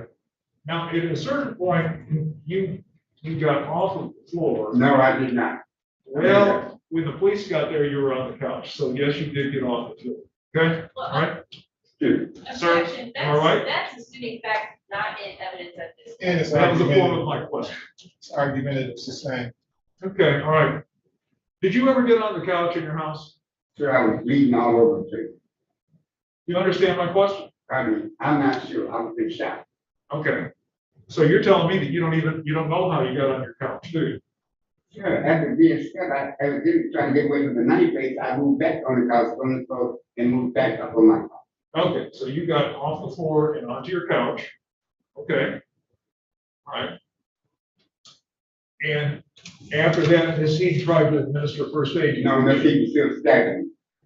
Still stabbing you after you got onto your couch? Yes. All right, did she ever try to administer first aid or put any bandages on you? No, sir. I was in that type of wound. As I said, I had a puncture wound in my lung. Sound alone was scary. Blood flowing, the blood straight out my chest. Scared the hell out of it. No, she had no shake in minutes, anything, but be shocked. What she did. Okay, so you're telling us that you didn't have her in a headlock and while she dragged you around the house looking away to get a weapon to get you off of her? So I said I had her in a headlock to calm her down, to give her some leeway, to get some control of the situation. Of her, like I said, I know her all her life. I wasn't expecting. I told her directly, I said, look, I'm gonna let you go. I want you to calm down, like I said. Do you understand my question? Yeah. Yes, I will. So you're telling us that you didn't have her in a headlock while she was dragging you around the house trying to get a weapon? No, there was no dragging around the house. I had her in the headlock at that position. Okay. At that point right there. Don't drag me around the house. The headlock kept her in that position, so I had a little more control of the situation. Okay. After I let her go, she got up and went and got the knife. I was still on the floor.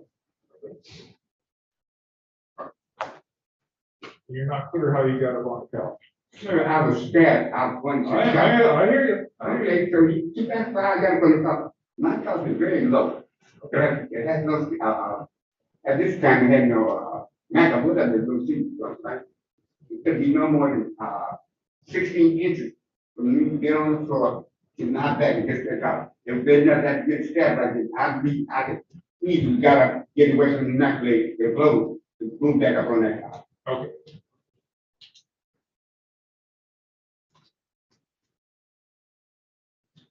Okay, no further questions. Can you redirect? One second.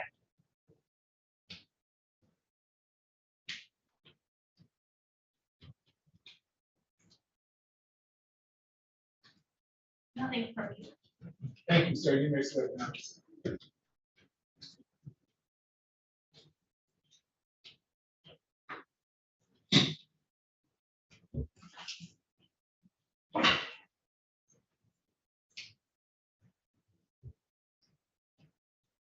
Yeah.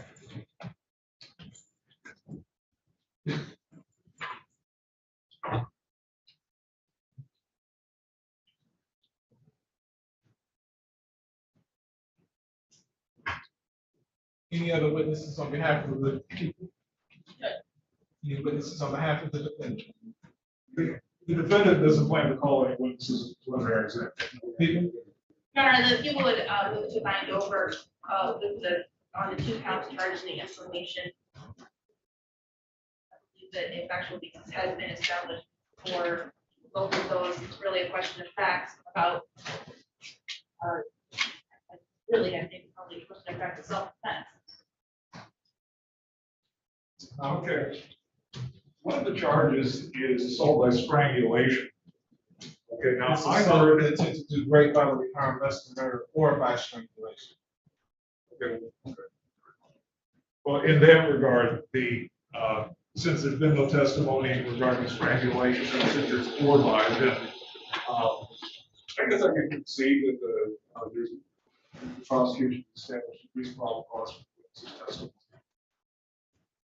All right, court after hearing the testimony of Mr. Tappan, is satisfied the people with the burden of probable cause as it relates to the charges contained in the one.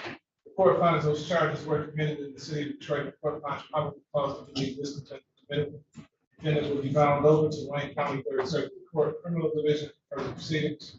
Her arraignment on the information date and time of the April 7th, 2023 at 9:00 a.m. Bond will be continued. Yes. We're not here on Good Friday. We're not, circuit court is, Oh, okay. or half day. Oh.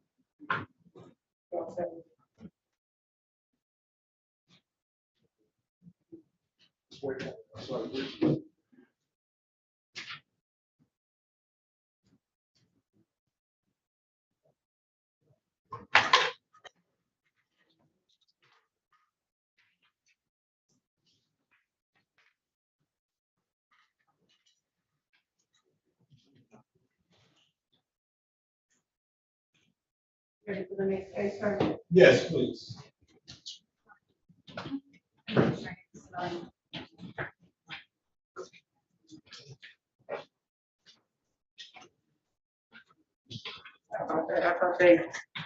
thought they had the same off days we do with the holiday.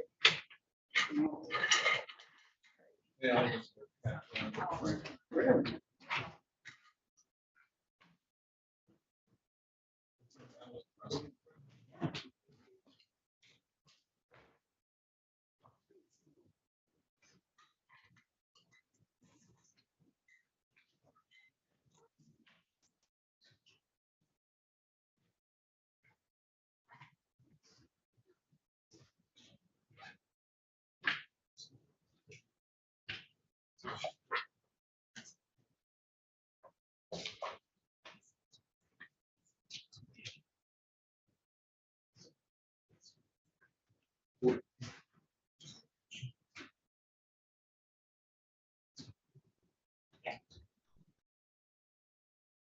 Yes, sir. Oh, I just want to let you know, we're waiting on the prosecutor for the next case. The prosecutors? I'm not sure, but Ms. Drain was gonna call to see if contact.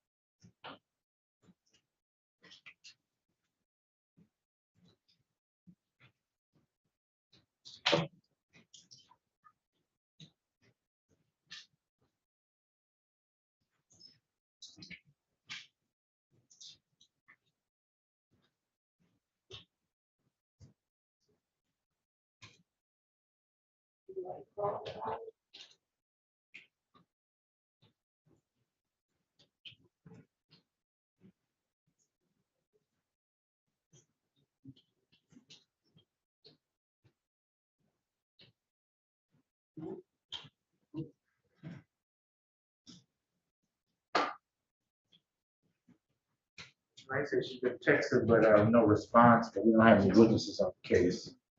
Far.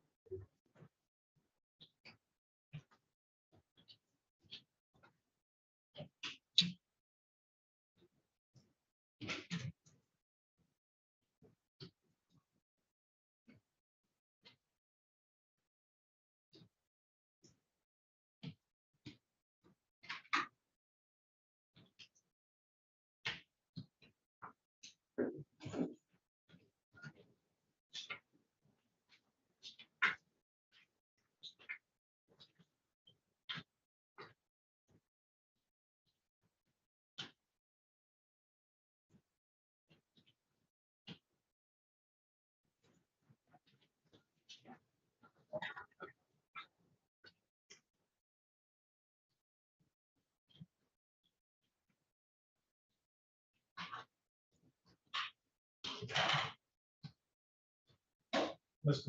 Makepeace is coming in now.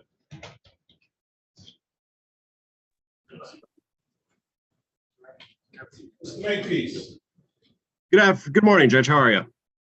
good. Are you here on Riley? Yeah. Why are you on Zoom? We're not ready to go forward. There's an issue locating the file. We're not asking for an adjournment. I'll move for dismissal, Judge. Can I call it first? Calling case 1955255, people of the state of Michigan versus Yolanda Nicole Riley.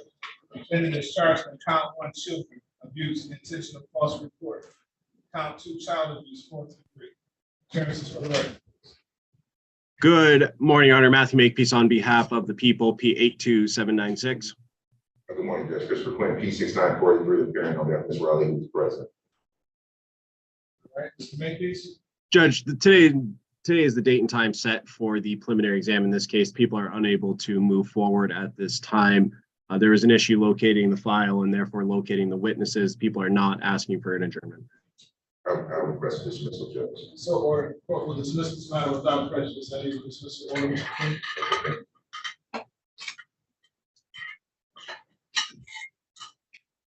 And if the court could just provide a copy of that dismissal order to Ms. Drain, who I believe is in the courtroom, that would be great.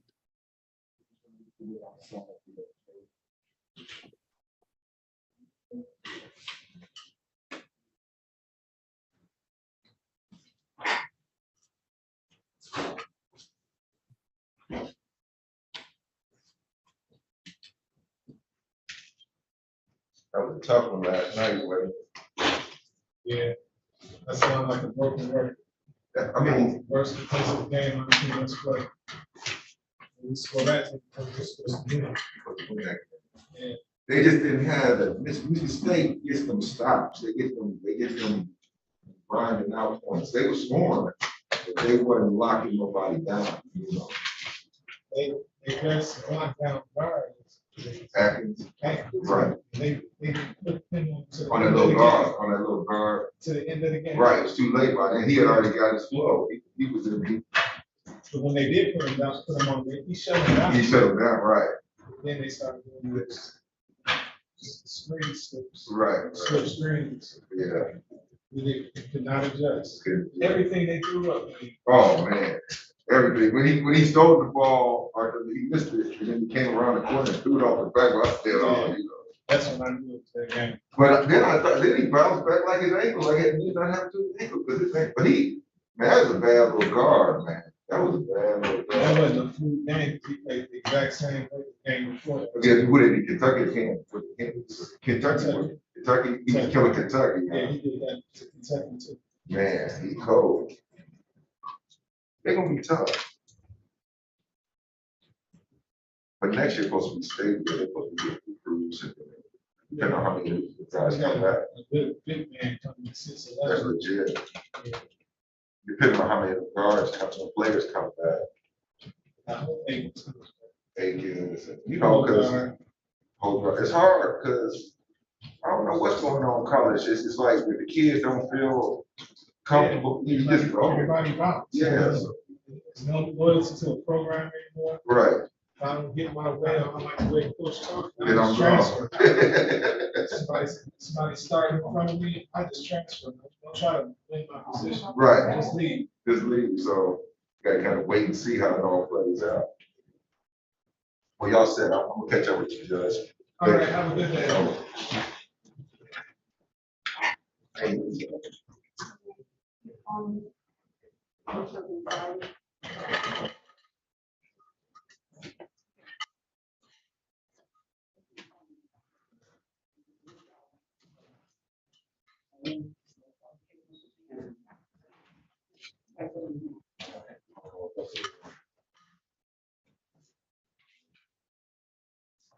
Hello there, Ms. Cross. Hello, Judge. That game Ms. Silver last night. ducking me. No? What is she avoiding you, did you say? That's what I'm asking. Is she ducking me? I was looking forward to seeing her today, because I had another case to ask her about. That same one. With the competency. I talked to Mr. Kehoe yesterday. He was waiting for Ms. Silver to respond. No. I need a date. I know. I know.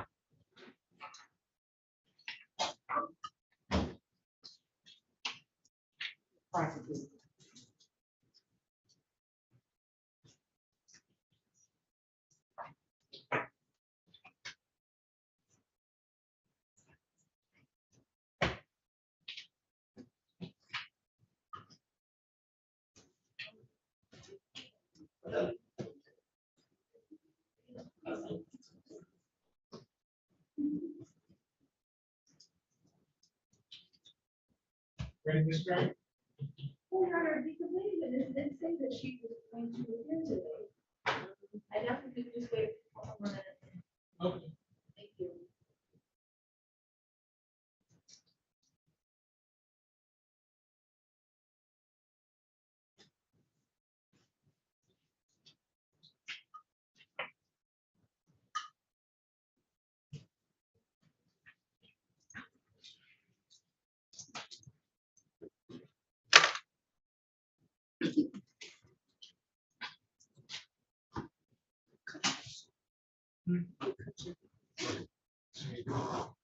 See.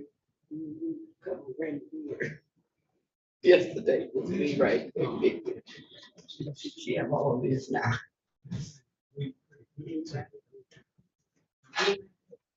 That's stuff. It's not good. When you make yourself, it's a pain. It's not to the media. So everything's about I shaved it yesterday, cut it so.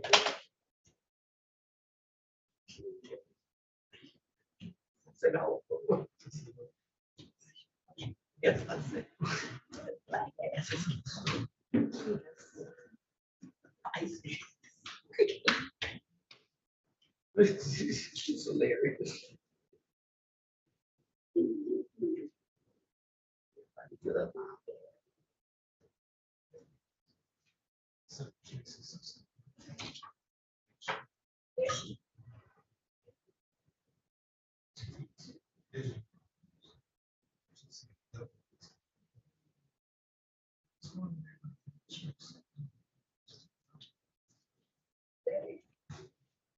You know what?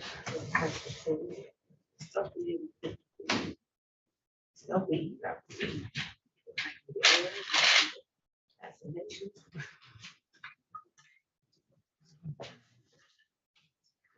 So they go in the case without that too. Why didn't make the case?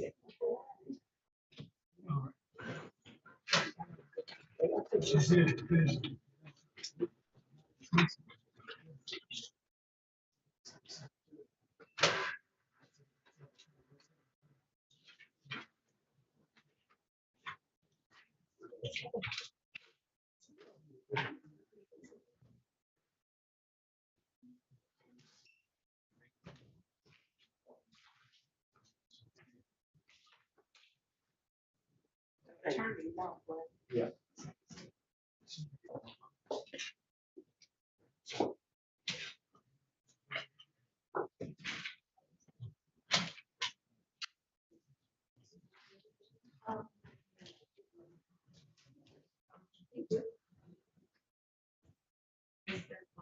Maintenance tax that we get at to you.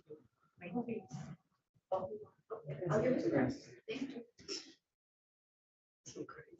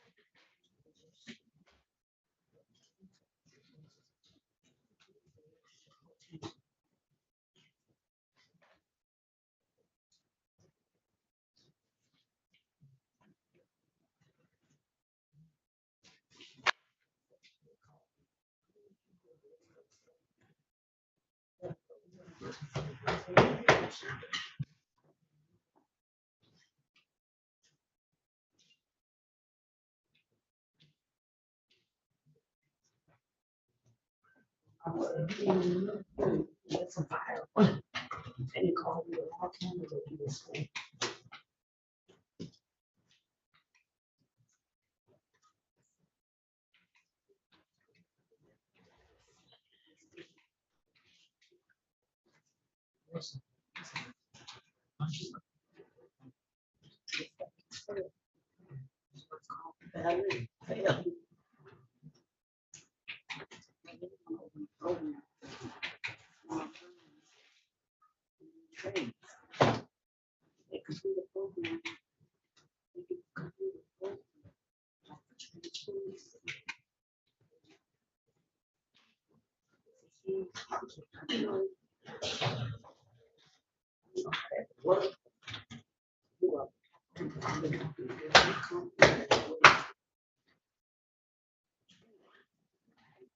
Even to talk to somebody, even who is from this world to do it.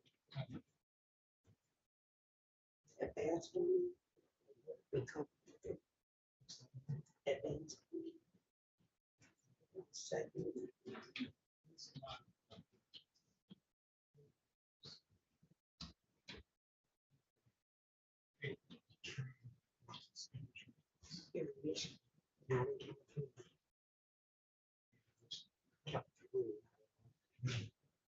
I'm calling the parole office back in here. Something like you don't know about the organization, no. Even though he's not from there. He's scared to say. Not, he's getting frustrated.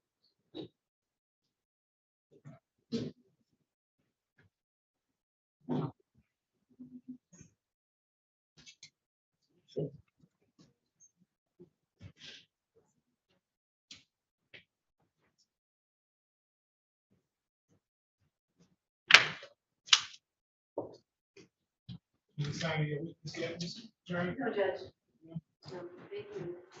Start reaching out.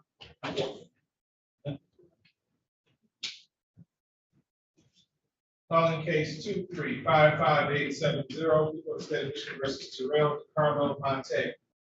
And it's charged with count 1, assault with intent to do great bodily harm, less than murder by strangulation. Count 2, controlled substance possession, execute. Count 3, controlled substance possession, cocaine, heroin, or another narcotic less than 25 grams. Count 4, domestic violence. Count 5, child abuse, 403. Defendant has an additional 30 minutes. Good morning, Your Honor. Shelley Green for the people, P number 60249.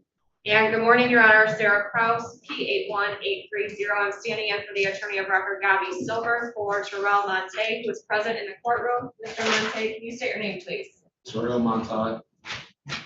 There's a time set for preliminary exam. I'm ready to proceed. Your Honor, I am not able to proceed at this time. The complaining witness is a Ms. Crystal Coleman. She was notified of today's date and time for the hearing. She is not present, Your Honor, and I cannot go forward without her testimony. Defense will move to dismiss. So ordered, the court will dismiss this matter without prejudice. My time.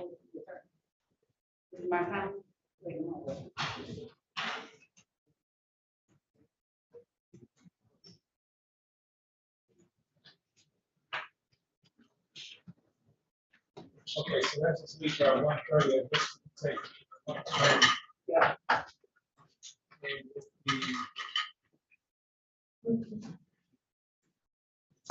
witnesses show up and they'll hold the exam without them, then the witnesses don't show up, then you return to this hearing.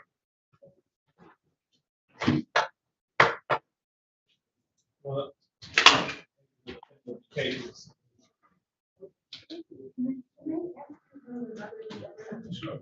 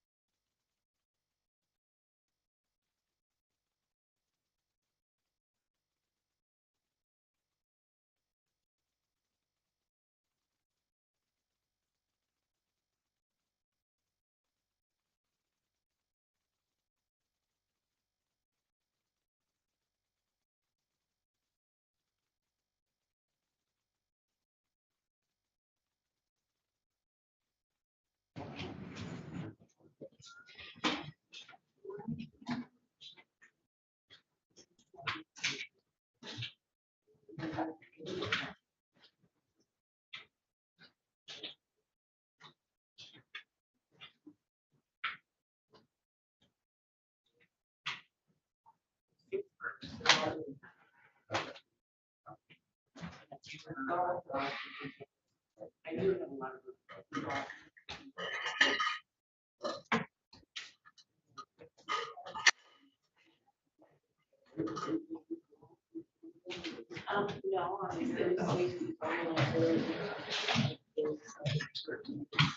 All right, so we're down to 1:30, folks.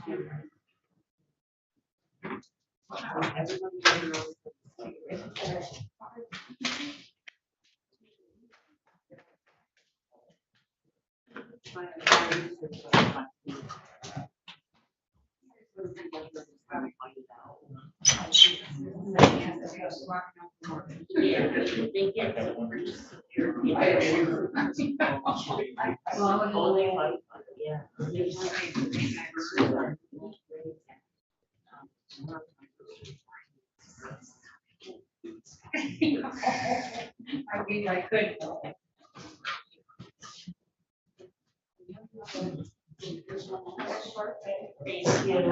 Yeah. Thank you.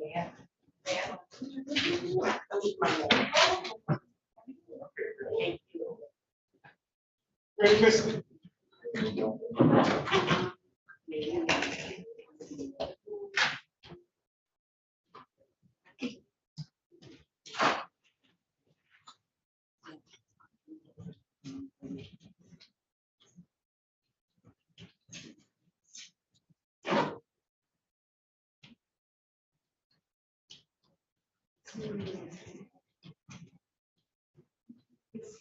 it's not voluntary.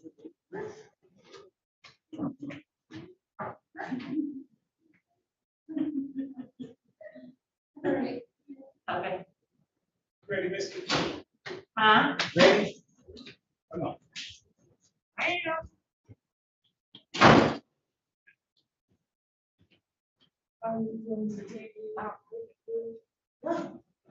I'm here, I'm here. That's the famous. I know, it's my last.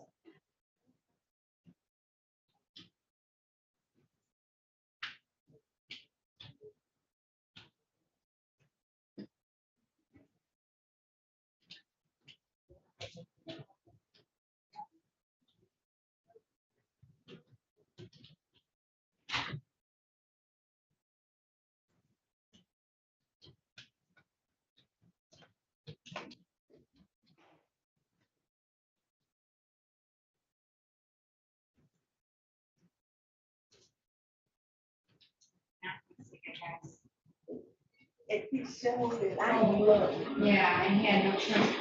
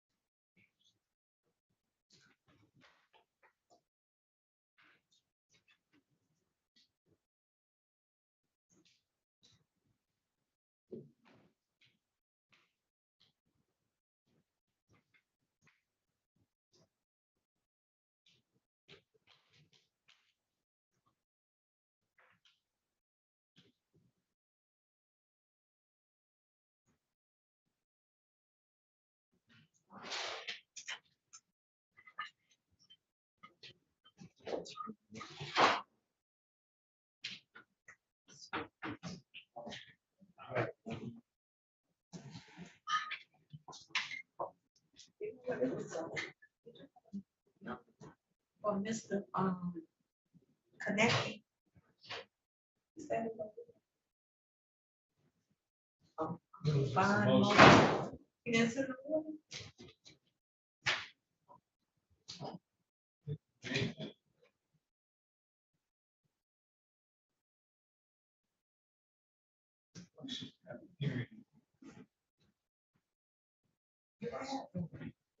And you told me to sit in the.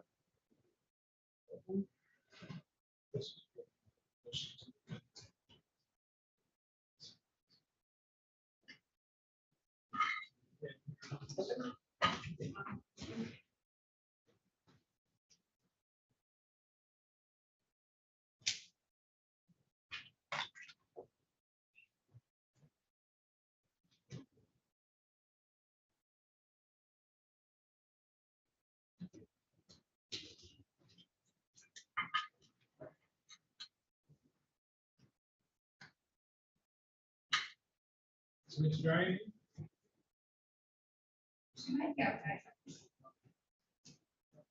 Does she have witnesses that she said?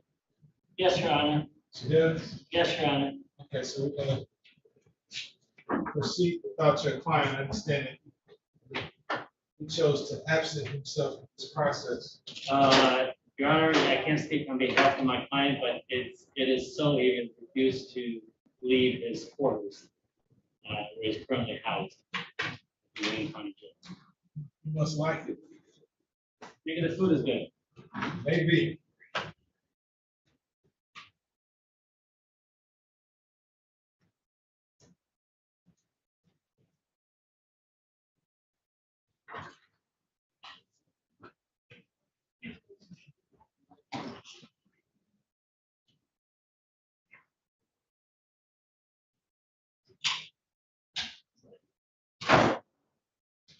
Wouldn't be my first.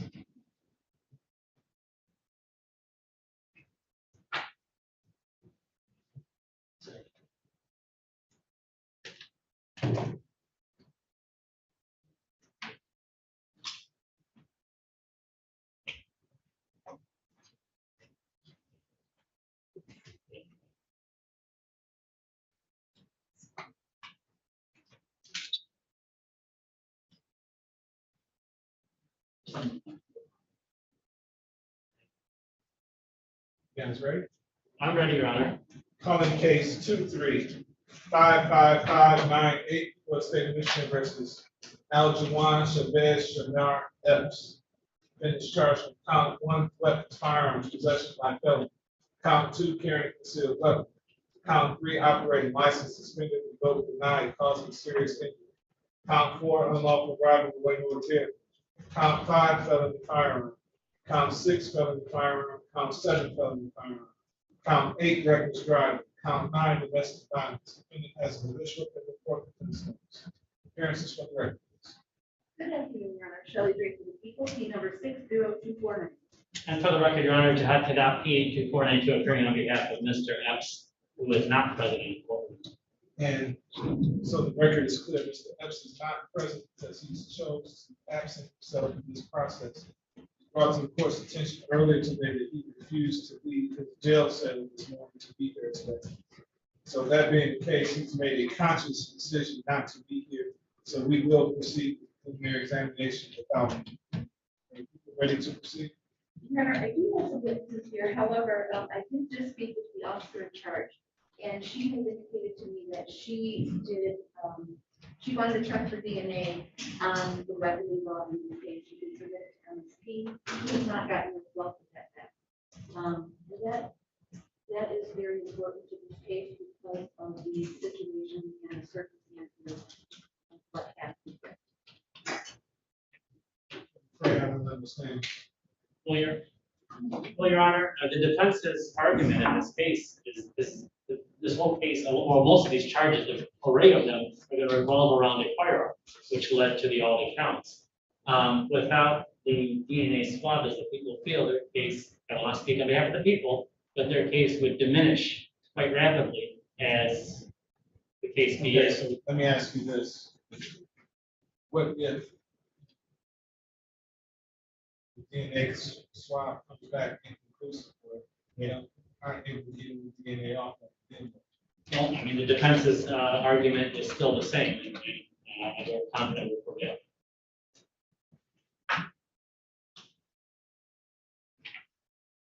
So that being said, Ms. Graham, what are you asking? Because my understanding is that that sounds like very low priority. It would be a long time before those test results get back. I could ask the officer in charge. I know that she submitted it in February, so she had to walk away as I was talking to her. So I just said to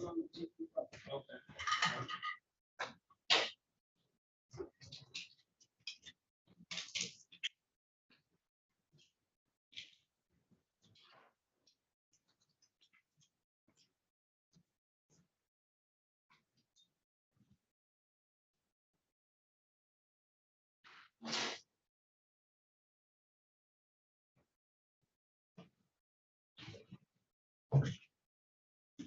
Any plans for the weekend, Your Honor? Man, look, That's great. how about you? You know what? The kids and I are excited. We're car guys. So I just recently took delivery of a very fast piece of metal that we're going to take out and stretch. Oh, yeah, what you get? I bought, I don't know if you're a car person, but I bought a Porsche 911 Turbo. Oh, nice. I grew up to be like you. Well, the kids have, like, boys are older, they're college bound, but they like to get out to the track and have a little hop out and get out and stretch the legs a little bit. Nice. Exhilarating, stress reliever. Okay. Be safe, though. In a controlled environment. Yeah, be safe. Okay, Ms. Graham? Your Honor, is correct. It may take quite a bit of time. Yeah, I'm thinking months to come back. So also I'm thinking that, and I know absolutely nothing about this case, but some warrant prosecutor took a look at this alleged evidence and saw fit to bring forth these charges. I would think they did so because they have some witnesses that are going to testify to fulfill these elements. I would hope. So are we ready to proceed? Yes. Ready, man? How many cases do you have? 4? Okay. All your first witness. At this time, the people will call. Maisha.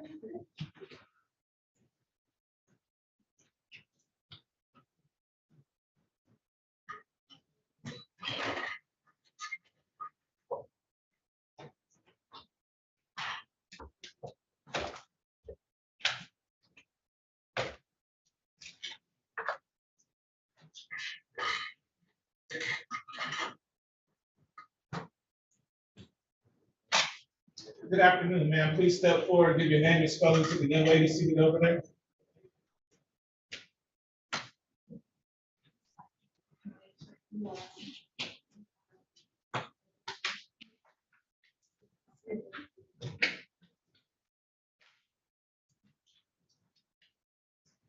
Please raise your right hand. You swear or affirm to tell the truth, the whole truth, and nothing but the truth, so help me God? Thank you. Please have a seat in the witness box right next to me. Yes. Voice up nice and loud. That microphone is going to be to your left. You may begin when you're ready. Thank you. Please state your name once again for the record. Maisha Smith. All right, Ms. Smith, I'm going to be asking you some questions. If you don't understand something or if you want me to repeat something, please let me know, all right? Okay. All right. I want to bring your attention back to the date of January 21st of this year, 2023. Do you remember that date? Yes, I do. All right. And where were you on that date? I was at home. Okay, and where is your home located? 12802 Hughes Street. Okay, and is that in the city of Detroit, the county of Wayne? Yes. And who were you there with, if any? I was there with Elijah Epps, Okay. my 3 children and his 2 kids. Okay. And who is Elijah Epps? What is your relationship with? That's my child's father. Okay, and how many children do you have with Mr. Epps? 1. Okay. And how old is that child? She's 9 months. Okay. And does Mr. Epps live at that home with you? No.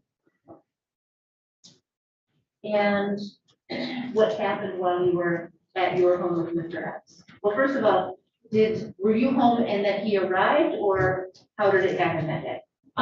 He was babysitting a baby for me, and it just turned into something else. His kids ended up coming over. We were supposed to take the kids to see his father for the first time that day. Okay. Did that happen? It didn't go as planned. Okay, so what happened instead? So when it didn't go as planned, Elijah Epps went to the liquor store to get a bottle of liquor. And about what time was this, do you remember? I don't remember. Okay, was it daylight or was it? It was still daylight. It was about 2 or 3 in the afternoon. Okay. Yeah. Okay, so he left? Yes. And did he return? Yes, he did. And when he returned, what happened to him? We was all chilling in the house as normal. Then his brother came over. Okay, and that's Mr. Epps' brother? Yes. And what's his name? Stephen Epps. Okay. And what happened when his brother came over? He had a bottle of liquor with him too. Okay. Was anyone drinking liquor? Yes. Okay. Yes, they started drinking liquor, sitting at the table. I went upstairs with the kids. I was playing the music on my TV, and they were talking about how their dad played them, and he stopped answering the phone for them, and that really that triggered him somehow. When you're saying him, who are you I'm talking about Elijah Epps. I'm sorry. You're fine. Thank you very much. And also, did you see Elijah and his brother Stephen both drinking? Yes, I did. Okay. All right, so what happened after you heard them talking? After I heard them talking, everybody was chilling, the music was playing, the kids was running around playing. He started cooking fish for the kids. It was just really like a normal day, it just kind of happened out of nowhere. The kids came downstairs, the food was done, I was about to fix their plates and stuff like that. The kids were showing him something on TikTok on his phone or something, but something made him upset. And I don't know why he was upset at me. It's something normal that happened. He just like, I'm sorry. Just take your time. He like placed the table over the living room table, so all the stuff on the table flew off. The kids automatically got scared, so they started crying and screaming. When he flipped the table over, he was just coming after me, like telling his brother Steven, like, I'm tired of this beat, and just saying a whole lot of stuff. So I was trying to go around the table to go upstairs so I could get my stuff and leave. And he like followed me upstairs, and I was just telling him like, can you just please leave? And he wouldn't listen to me. He was just trying to attack me. So when he followed me upstairs, he just started repeatedly punching me all in my head and my face. Okay, let me stop you for just a second. So he flips over the table, and then you're trying, and you don't know what happened? No, this is the stuff that happens on the normal, like this type of stuff happens. Okay. So you were trying to go upstairs to get your stuff to leave, is that what you said? Yes, Okay, and why were you going to leave? because I don't like the way he acts.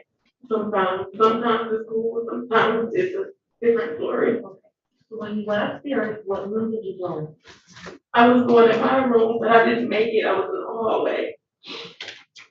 And he was already standing there and he started putting his hands on me, like punching me all in my head and my face, and I was standing like this.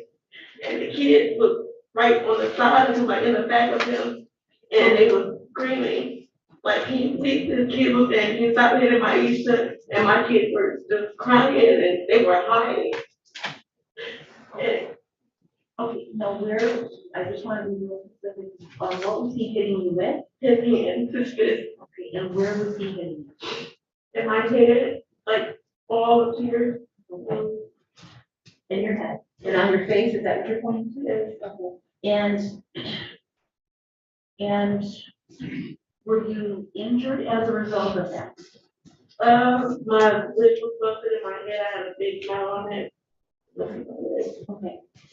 And you said the kids were yelling and screaming? Yes, they were. Okay, so you're upstairs and Mr. Epps is upstairs. We're all upstairs at that point, and that's his brother. He's still downstairs. Okay.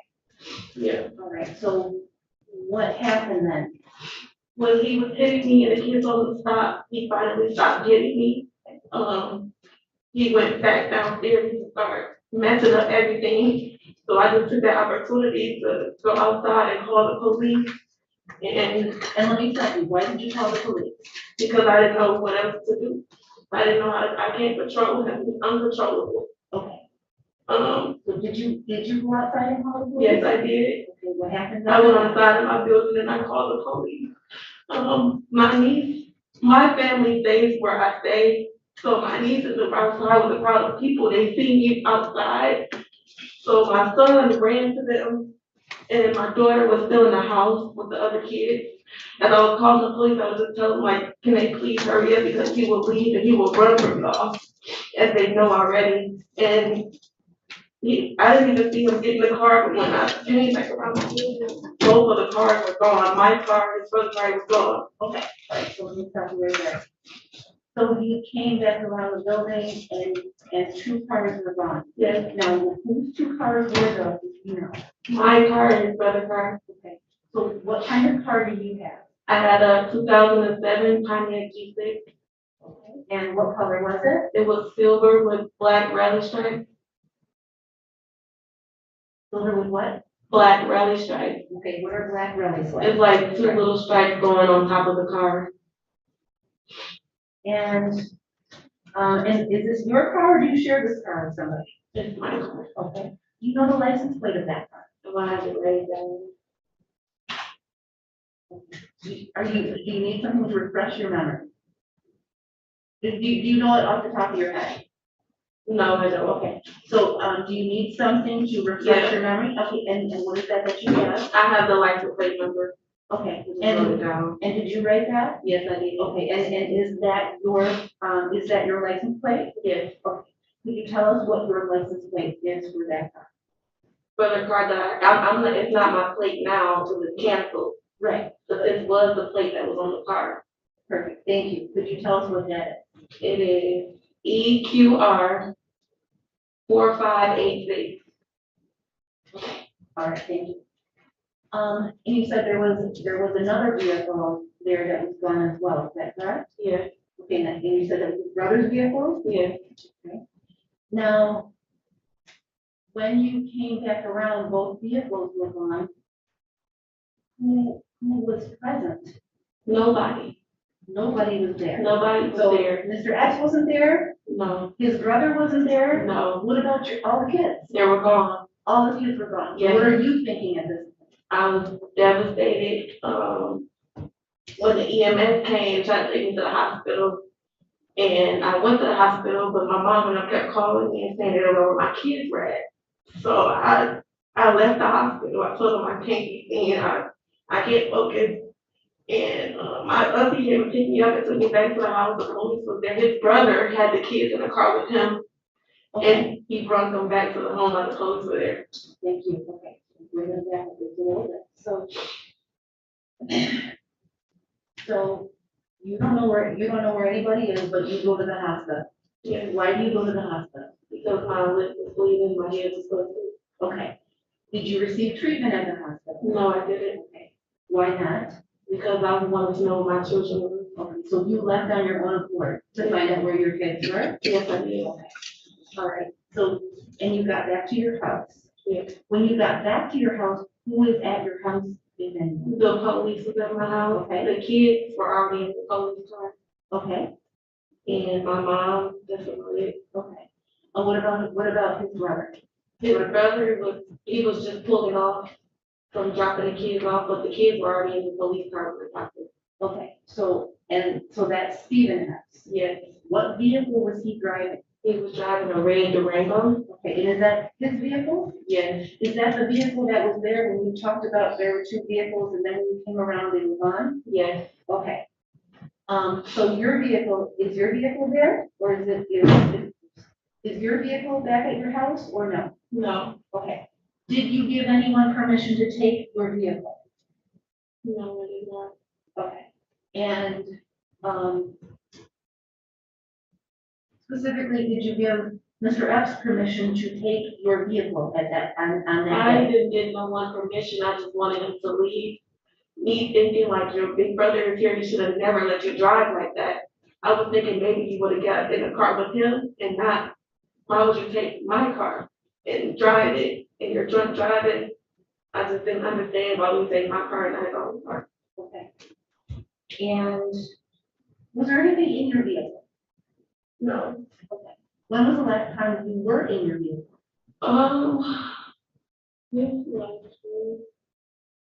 I think it was the day before, was it Friday? I don't know if that was a Friday, then earlier that day when I took my kids to daycare and picked them up. If that was a Friday or a Saturday, I can't remember what day it was, but if it was a Saturday, I didn't leave out. If it was a Friday, I left out about 8 or 9 in the morning to take my kids to school. Okay. So, do you know, had anyone been in your vehicle from the time that you got out of your vehicle until the time that, it was gone? Yes, he goes back and forth between his car and my car. His car wasn't registered right properly. My car was the only one that had a valid plate on it. Okay, Does that make any sense? so he had been in your car? Yes, Okay, that's how we picked his children up. okay. So, the last time you saw your car, you were in your car, was there a gun in your car? No, it was not. Okay, do you have a gun? No, I did not. Okay. Have you ever seen Mr. Epps with a gun? Yes, previously I have. Okay. Did you see him with a gun that day? No. Okay. And did you ever get your vehicle back? No, it was totaled. And how do you know that it was totaled? Because, a detective came for me to write my statement, and I was asking about my car, if I could pay to get it back, or they were gonna get it back to me, and he told me he thinks my car was totaled. When it was a weekend, so it was closed. So on Monday, when I went to go look at it, it was completely totaled. There was another car, like, stuck to it. There's another car stuck to your house? Yeah. Where did you go to try to get your vehicle? I went by French Road, and, I can't remember What kind of place was it? it looked like a tow yard. Okay, I told you, so you went to go retrieve Yeah, your. it's where the cars were totaled, that's where it was at. Okay, so your vehicle was totaled? Yes, it was. Okay. Just one moment.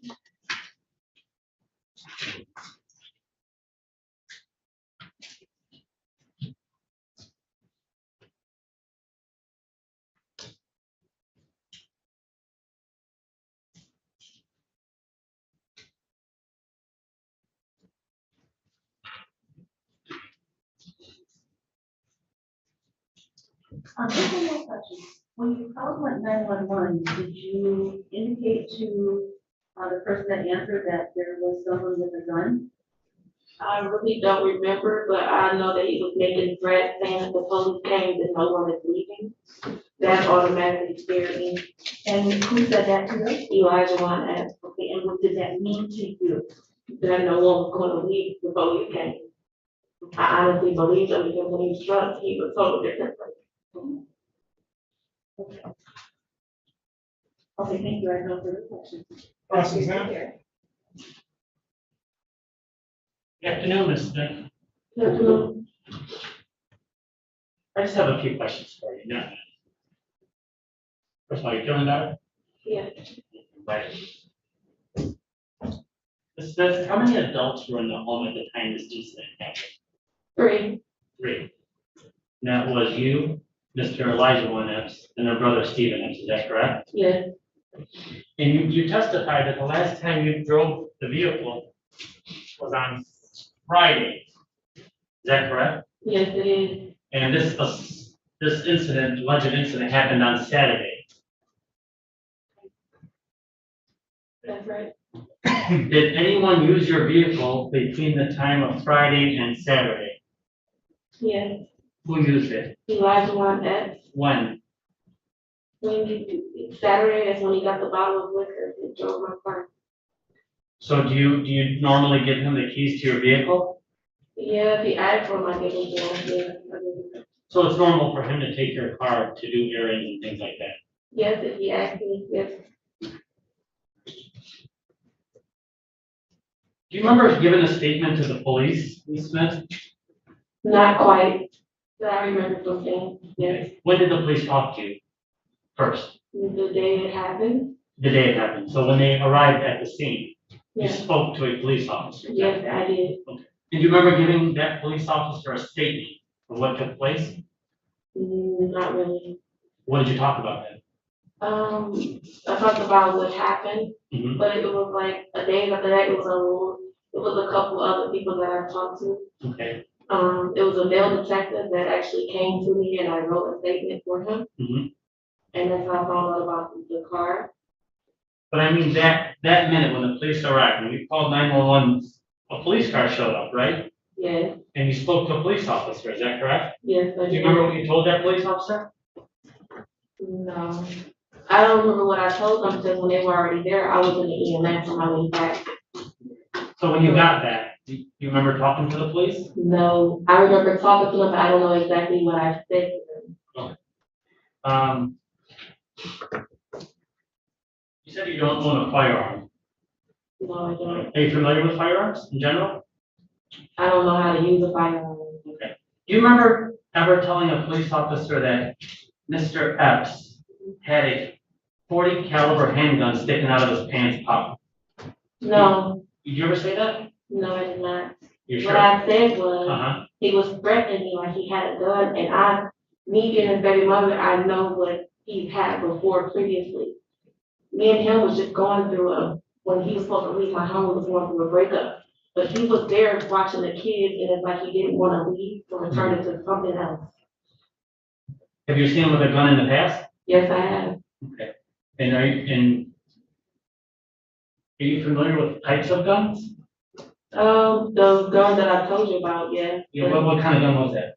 The, Glock 40, what is it called? Glock 40, that's your. Yeah.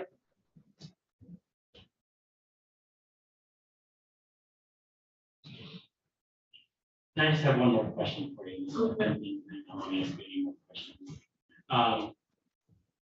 On the day of this event that allegedly took place, this is at your home. Right. And you live there. Yeah. Just you and your children. Yes. And how often is Mr. Epps at your residence?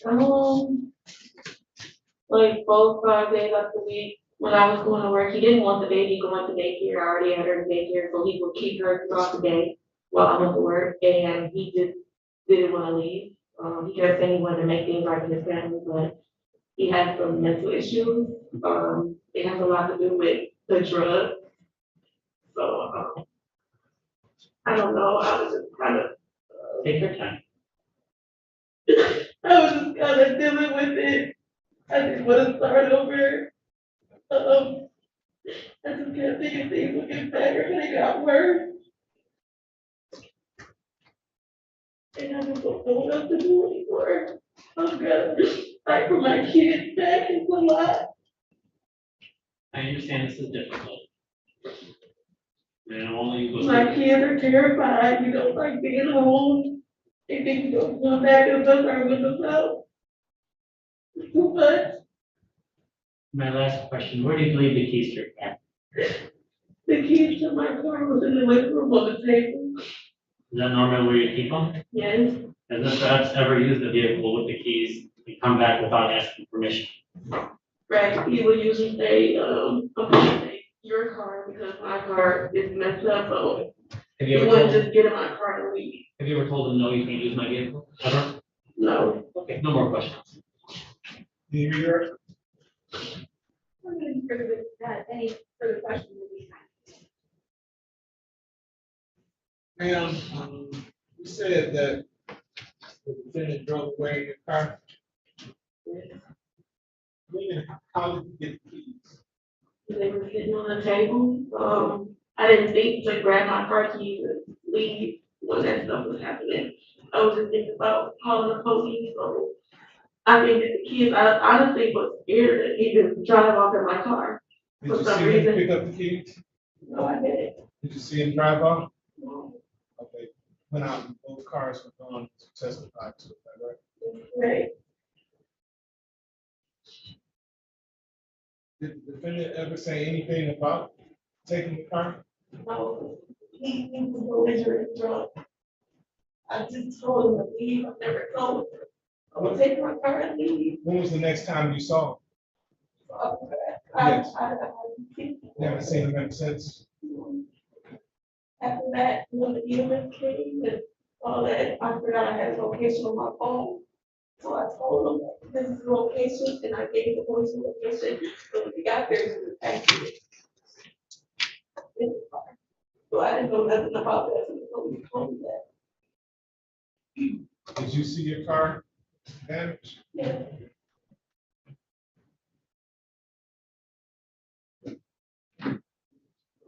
Mr. Epps taken to the hospital? Yeah. Did you go see him? No. Any questions based on my questions? You said you knew where he was by your phone? Yeah. Could you explain how that happened? When I was in the EMS or whatever, I didn't know where my kids were, so I was trying to figure out like where could they be. I looked behind the car with him because he used to getting drunk and crashing cars. This is something that he does. Okay. So I was just looked at my phone, like I got his location for you. Okay, you have his location on your phone? How is that? What do you mean, how is that? Like, how do you have his location? Because when on your someone phone? shares their location with you, you can see it. Okay, so did he share his Yeah, location? that was like weeks before this even happened. Okay, Yeah. so you looked on your phone to see where he was? Yeah. Okay, and that was through his phone? That was through my phone. Okay. When someone shares a location with you, you can see it on your phone, their location. So where was your phone? In my hand. Okay, then where was his phone? But it had to be with him because that's how I see his location. Okay, so your phone picked up where his phone was, this is what you're saying? Yeah. Oh, all right, I just want to make it clear for the record, that's all. So where was his location I showing think up? it was on like Hardin Street. You know where that is? No, I don't. Okay, and was that in the city of Detroit? I believe so. Okay, all right.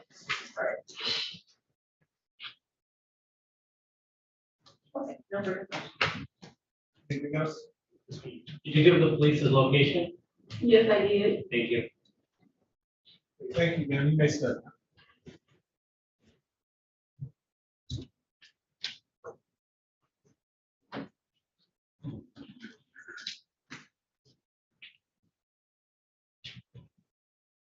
People next witness.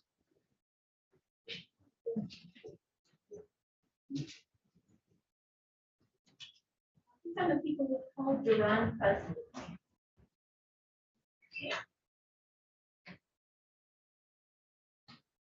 Duran husband. These are the second.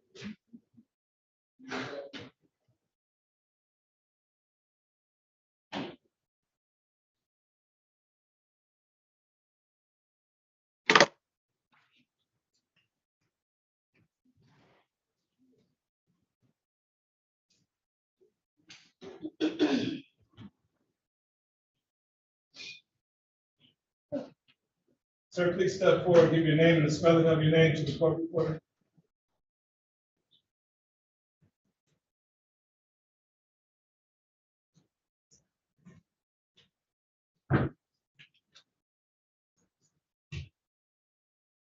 Please raise your right hand. Please raise your right hand. You swear or affirm to tell the truth, the whole truth, and nothing but the truth, so help you God?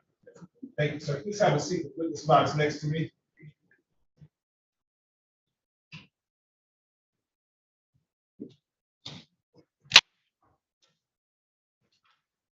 Maybe give me the record. Thank you. All right, good afternoon. Please state your name once again for the record. Ron Pressman II. All right, Mr. President, I'm going to be asking you some questions.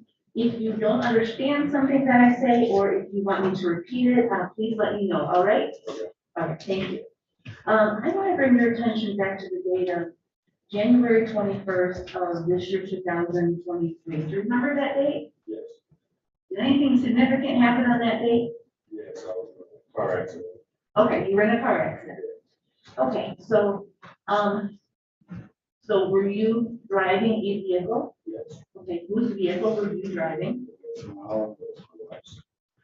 You're speaking to that microphone to your left, sir. It's mine, but it's my wife's. Okay, what kind of vehicle is it? 2007 Ford Edge. And where were you going or coming from? I was coming from the Pantheon in Dearborn. I was on my way to a client's house. And, it's down here by the green. Okay. Okay, so you were driving the vehicle? Yes. Was there anyone else in the vehicle with you? No. Okay. So what happened as you were driving? I was driving, I was probably about 10 minutes from my destination. I ended up getting to a green light. As I'm going through the green light, I see at the corner of my vision, another car coming, it looked like they were going to stop, crash, and T-bone me. Okay, so you're driving and you're coming up to an intersection, is this what you're saying? Yes. Okay, and you have the green light? Yes. Okay. And you're saying you see another car coming, and you said it doesn't look like they're gonna stop? Correct. Okay, and you're saying that car did not stop? What part of so in that crash, what part of your vehicle was hit? The passenger door and all of the two in front of the vehicle. Okay. And was that the driver's passengers or which side? The front passengers. Okay. And, you said you don't remember anything after that? I was fading in and out of consciousness after that. Okay. And what is the next thing that you do remember clearly after that? I remember seeing like someone was trying to open my door on the driver's side. Seeing like something grabbed my wrist. And the next thing I remember was going up the passenger side. Actually, physically moved out the passenger side of the car. And then from there, the next thing I remember was being Okay. And were you taken to the hospital? Yes. Okay, and were you injured? Yes. What were your injuries? I had a concussion. Got several surgeries. Okay, and for the concussion, were you given any treatment for that? Yeah, they were mainly just pain medication. Okay.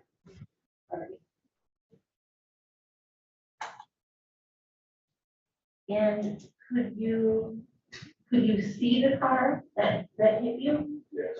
Okay, do you know what kind of car it was or what color it was? I believe it was a SUV. I would say it was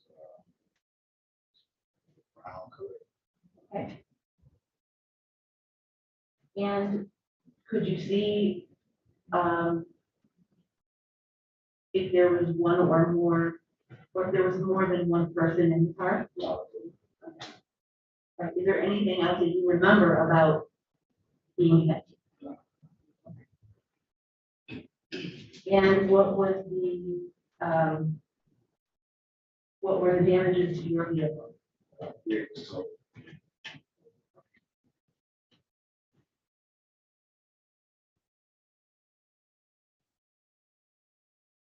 And do you know possibly what time that happened?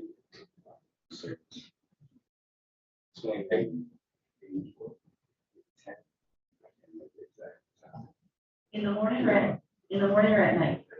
Okay. Could you, so this is January 21st.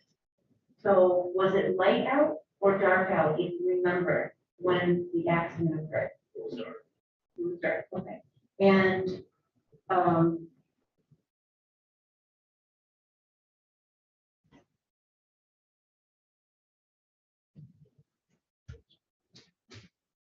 and do you know where the location was, where you were hit? Not exactly, no. Okay, do you know what city it's in? Yes. What city? Detroit. Okay. And how do you know it was Detroit? Like I said, I was probably about 10 minutes. From my destination. Which was not far from. Okay. Okay, I have no further questions at this time. Cross-examine. Hi, good afternoon.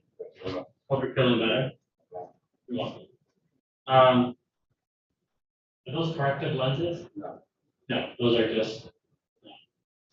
Just Okay. You don't wear corrective lenses? No. You have anything to drink that evening? No. We had a bar. Did they have a bar? Yeah.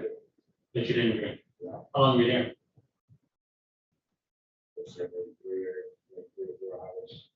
3 or 4 hours, but you didn't consume any alcohol? No. So I was with a client. Thank you. And you said you think it was a SUV, maybe brownish in color, is what you testified. Is that correct? It is, but again, it's dark out. And I have flashes. No other questions? Can you redirect? Nothing good. Thank you, sir. You missed that now.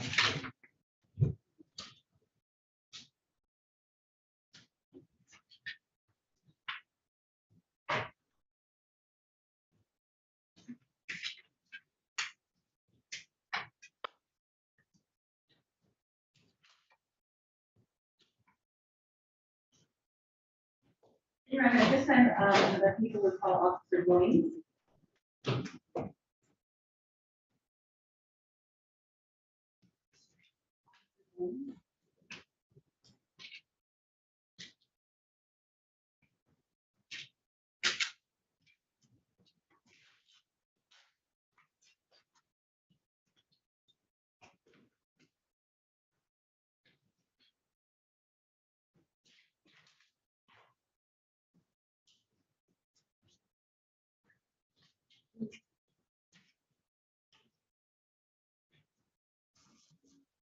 Sir, please step forward, give your name and spelling to the young lady seated over there.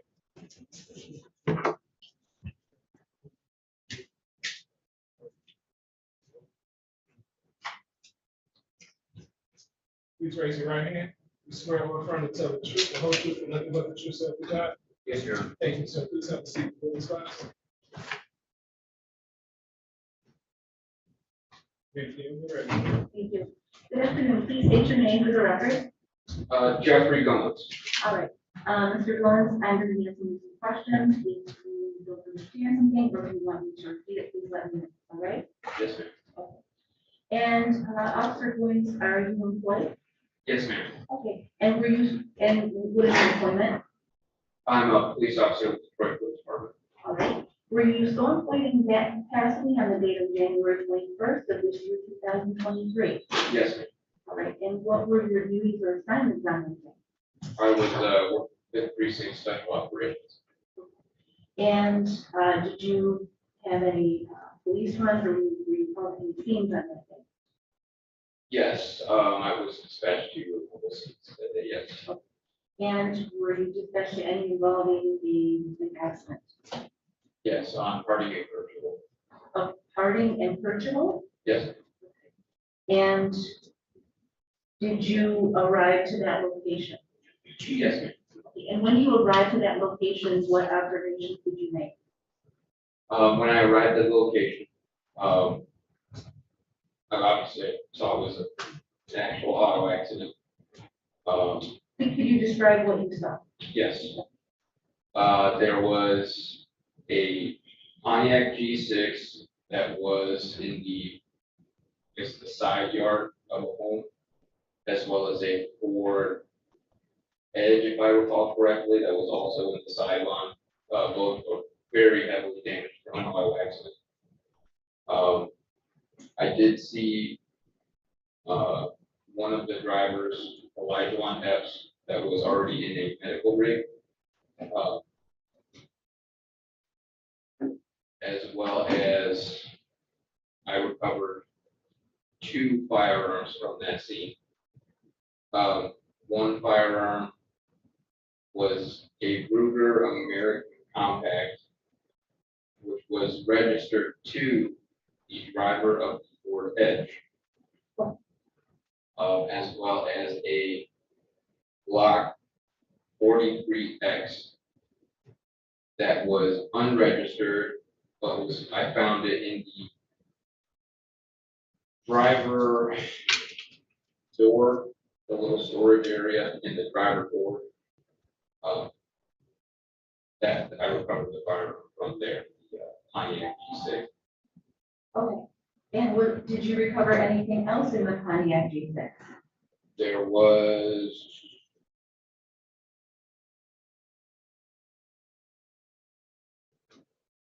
not that I recall, I believe it was a firearm with a magazine in it. Okay. And so, and that was what you recovered on the side of the door. Was that the driver's door? Yes, ma'am, the driver door. Okay. And you indicated who was the owner? Did you determine who the owner was of the first gun that you described? The Ruger? Yes. Yes, I did do a Talon Law Information Network search on the firearm and discovered that it was registered to the driver of the Ford Edge, the other vehicle that was involved in the accident. Okay. And were you able to determine who was the owner of the block? I was not able to. The Glock was unregistered.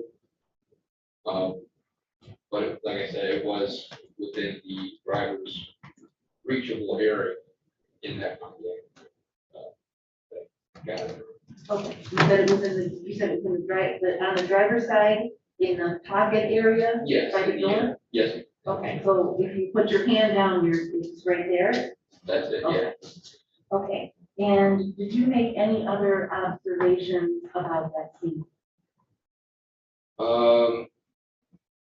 Did you see any other vehicles or cars or any other kind of vehicle damage? No. Okay, all right.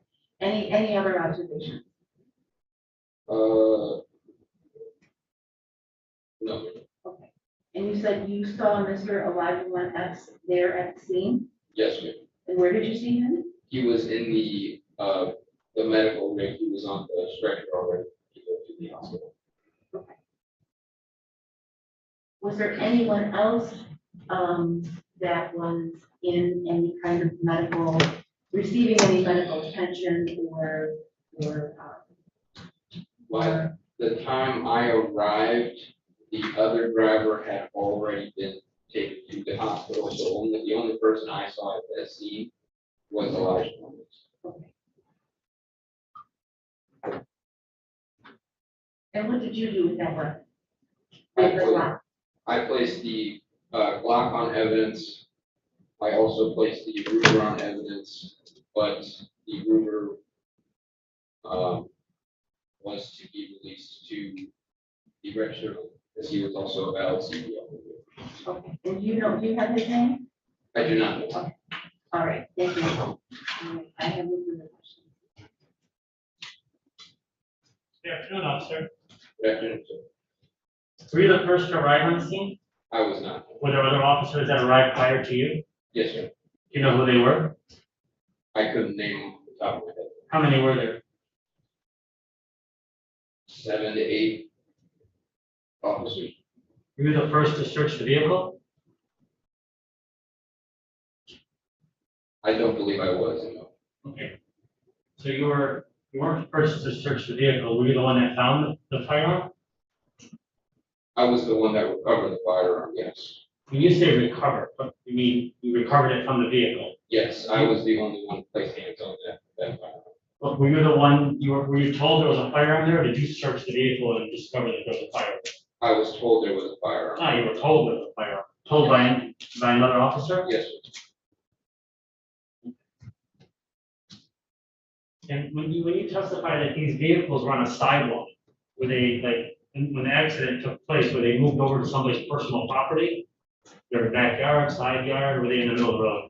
They were on personal property. So they had moved over to personal property. Yes, sir. And when you arrived on the scene, well, you weren't first on the scene. Yes. When you arrived, Mr. Epps was already in what you call a medical rig. Yes, sir. When you arrived, were there a lot of onlookers or bystanders, lay people that are not involved in law enforcement, medical, or EMS? Was there a crowd? No, there was no crowd. Did you do any accident reconstruction? I did not myself. No. Did you do any blood draws? I did not. Did you interview any witnesses? I did not. So what did you do? I was there for scene preservation. Just scene preservation? Yes, sir. I have no more questions for this witness. Can you redirect? I do that. Sir, when you arrived at the scene, you saw 2 vehicles involved in the accident. Yes, sir. Can you describe those vehicles and if those vehicles had any license plates to them? One was a Pontiac G6. I can't remember the base color, but I remember it had black stripes. The other was, I believe, a silver Ford Edge. I cannot remember what numbers off the top of my head. Did you make a report? I did, yes. Looking at your report, refresh your recollection as to the license plate. No, you're not. Did you know the license plate numbers in your report? I did not know, Your Honor. Any questions based on my questions? No questions, Judge. No, Your Honor. Thank you, sir. You may step.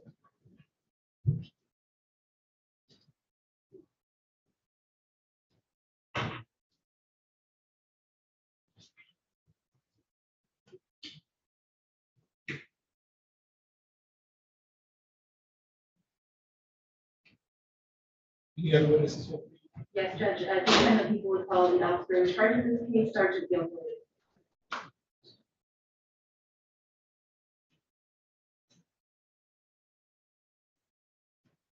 Sergeant of the routine.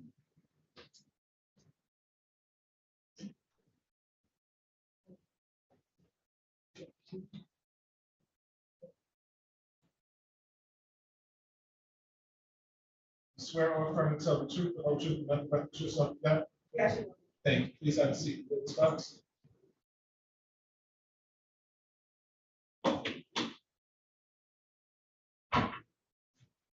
Make him great. Thank you. Please state your name for the record. Gail Baldwin. All right. Ms. Baldwin, I'm going to be asking you some questions. If you don't understand something or if you want to repeat it, please let me know. All right? Yes. All right. Ms. Baldwin, I want to bring your attention back to the date of January 21st of this year, 2023. Do you remember that date? Yes. Okay. And what is your occupation? I am a police sergeant for Detroit Police Department. Okay, and were you still employed in that capacity on that date of January 21st? Yes, I was. Okay, And what unit or division are you assigned to, or were you assigned to on that? I am, and I was at that time assigned to the special victims unit, domestic violence unit. Okay, and, were you notified of an incident involving domestic violence on that day? Yes. Okay, and what did you do? So responsibility as the officer in charge of the case. And as officer in charge of the case, what did you do in investigating this case? I reviewed the reports, I reviewed the body worn camera video, and I went to the two lots to look at two vehicles. I talked to the victims, well, the involved parties in the case as far as the complainant. Over the telephone, I went to one of the complainants' home and interviewed him, and I interviewed another complainant via telephone. Okay, all right, so which complainants did you talk to? I talked to Ms. Smith, I talked to Deron Presley, and then I talked to, I can't recall his name off the top of my head. The third complainant, who was on a bicycle that was struck by the two vehicles. Okay, do you,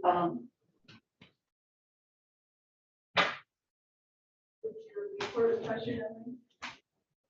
I left my glasses in my purse, so, but I can try to look from far to see the report. Maybe I can look at it without my glasses. If not, I do need my glasses.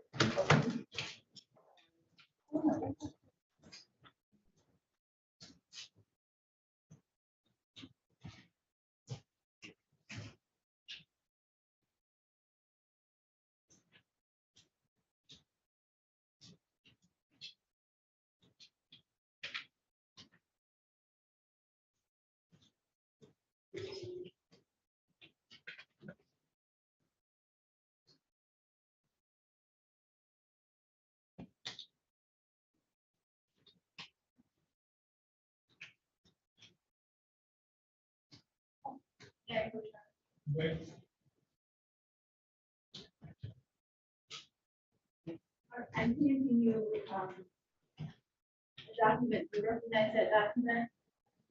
I'm sorry, I didn't need my glasses. I'm very sorry. oh, They're in my purse. Yeah.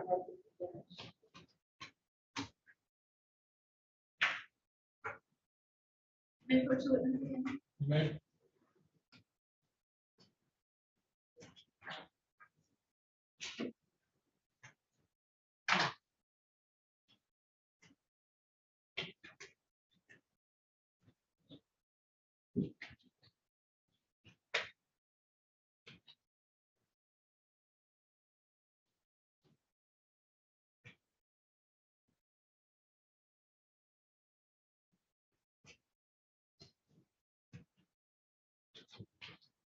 I don't have the name of the third complainant.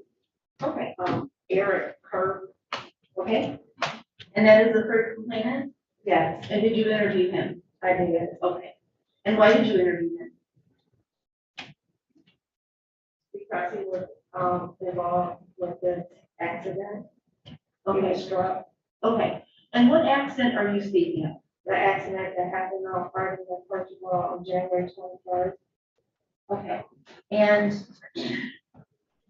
you spoke with Mr. Hart, and you said he was one of the victims? Yes, Okay, and you spoke with Mr. Presley? I did. Okay, and you spoke with Ms. Smith? I did. What is Ms. Smith's first name? Maisha. Okay, and did you take a statement from all of them? Not from Maisha. I followed up on a statement that Detective Washington took, but I did take a phone statement from Mr. Presley, and then I went to Mr. Kurt's home, And I interviewed him and I took pictures of his injuries. Okay, and what did you observe about his injury? If I recall, I know that he had, an injury to his head. I'm not sure, but I think I also took a picture of his hospital bed.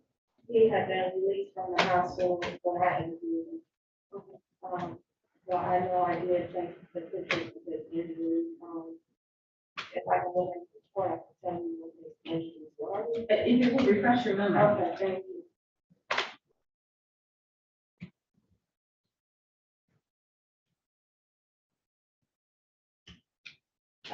So I just see sustained a head injury, and I do remember observing a laceration of the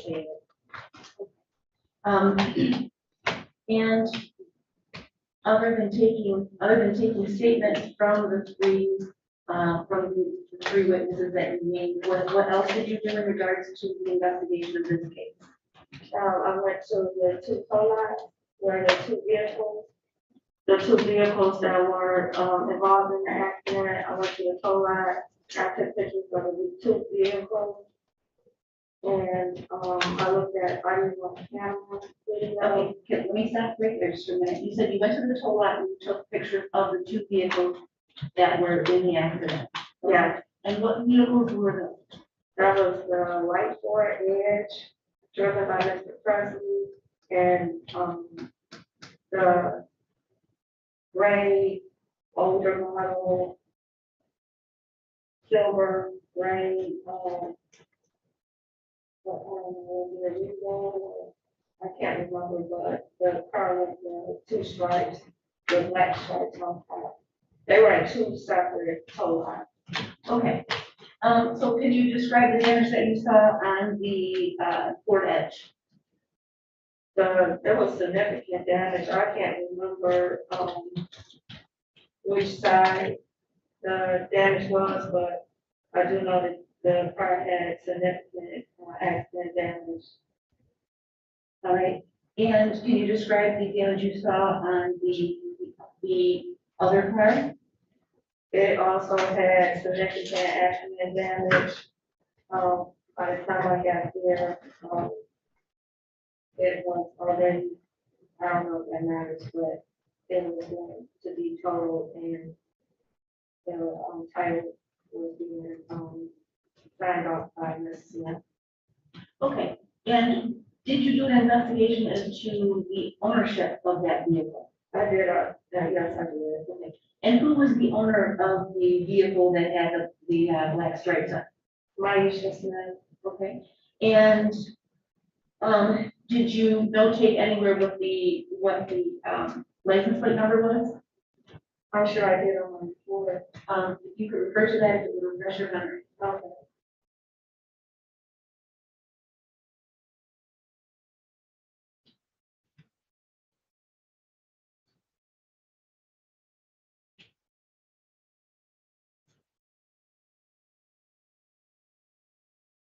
A silver Pontiac G6. The license plate is EJZ 2688.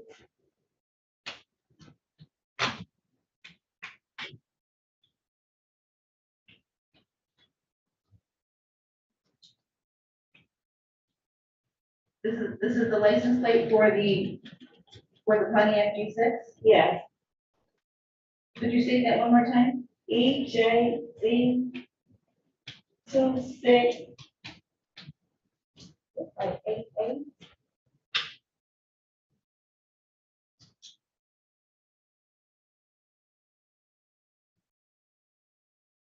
I also have a VIN number.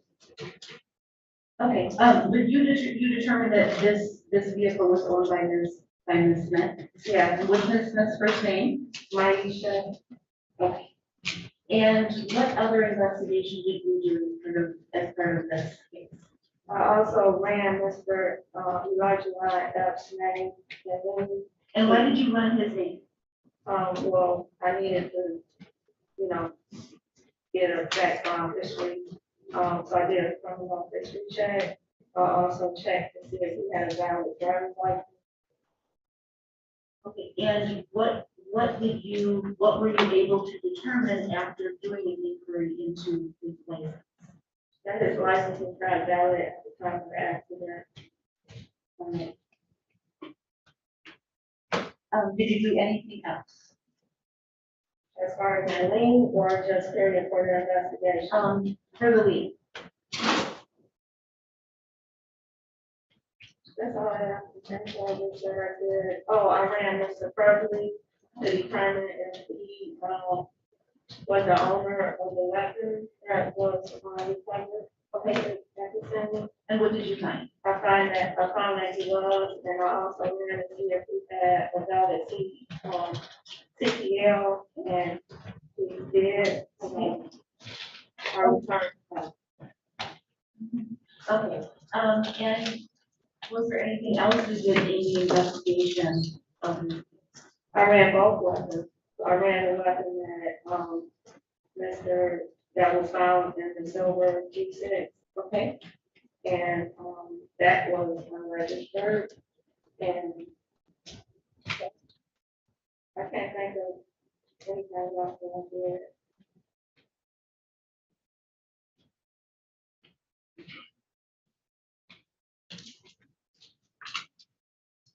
Okay.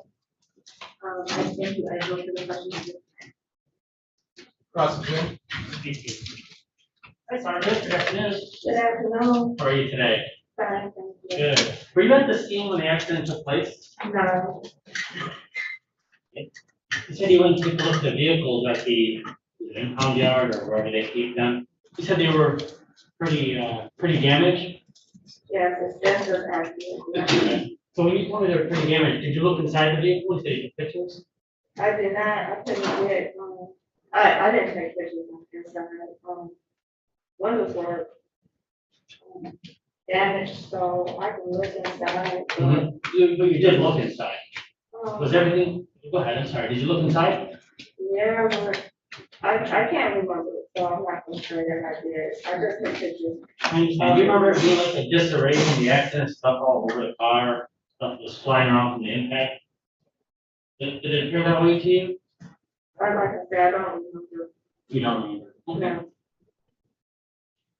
And other than what you described on the record and the interviews that you made, you didn't do anything else with respect to the accident? Did you reconstruct the accident? No, what I did was I had to make sure that all of the listed parties were on the accident. If that contact the officer actually prepared the accident. And you spoke to Mr. Let's say his name correct for the record, Duran Presley. Did you speak to Mr. Presley? Several times. Yeah. Several times, okay. Did he ever tell you that he had a serious impairment of his body from the accident? He told me that he lost consciousness. Okay. He did. And other than losing consciousness, did you see anything else wrong? Did you seek further medical treatment, a cast, a wheelchair, anything like that? Well, when I talked to him was the day after the accident, so I don't know any future. So you never followed up with him at all after that? No. I have no other questions. Anything else? Thank you, man. You may step. Thank you.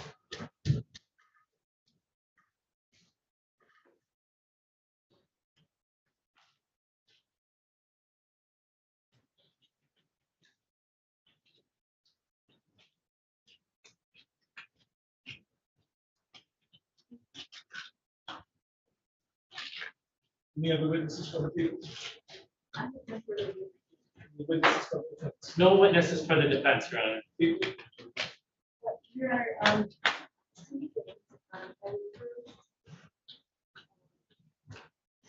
I would first indicate that count one is charged weapons, firearm possession by a felon.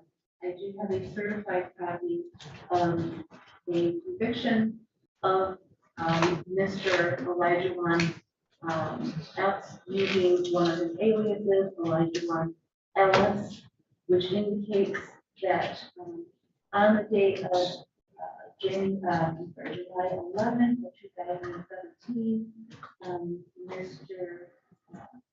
Elijah Warnock, otherwise known as Elijah Ellis, was convicted of sentence for unarmed robbery. So for count one, I would move to amend the complaint to indicate that convicted of, instead of convicted of motor vehicle and officer driving away, convicted of unarmed robbery. That's number one.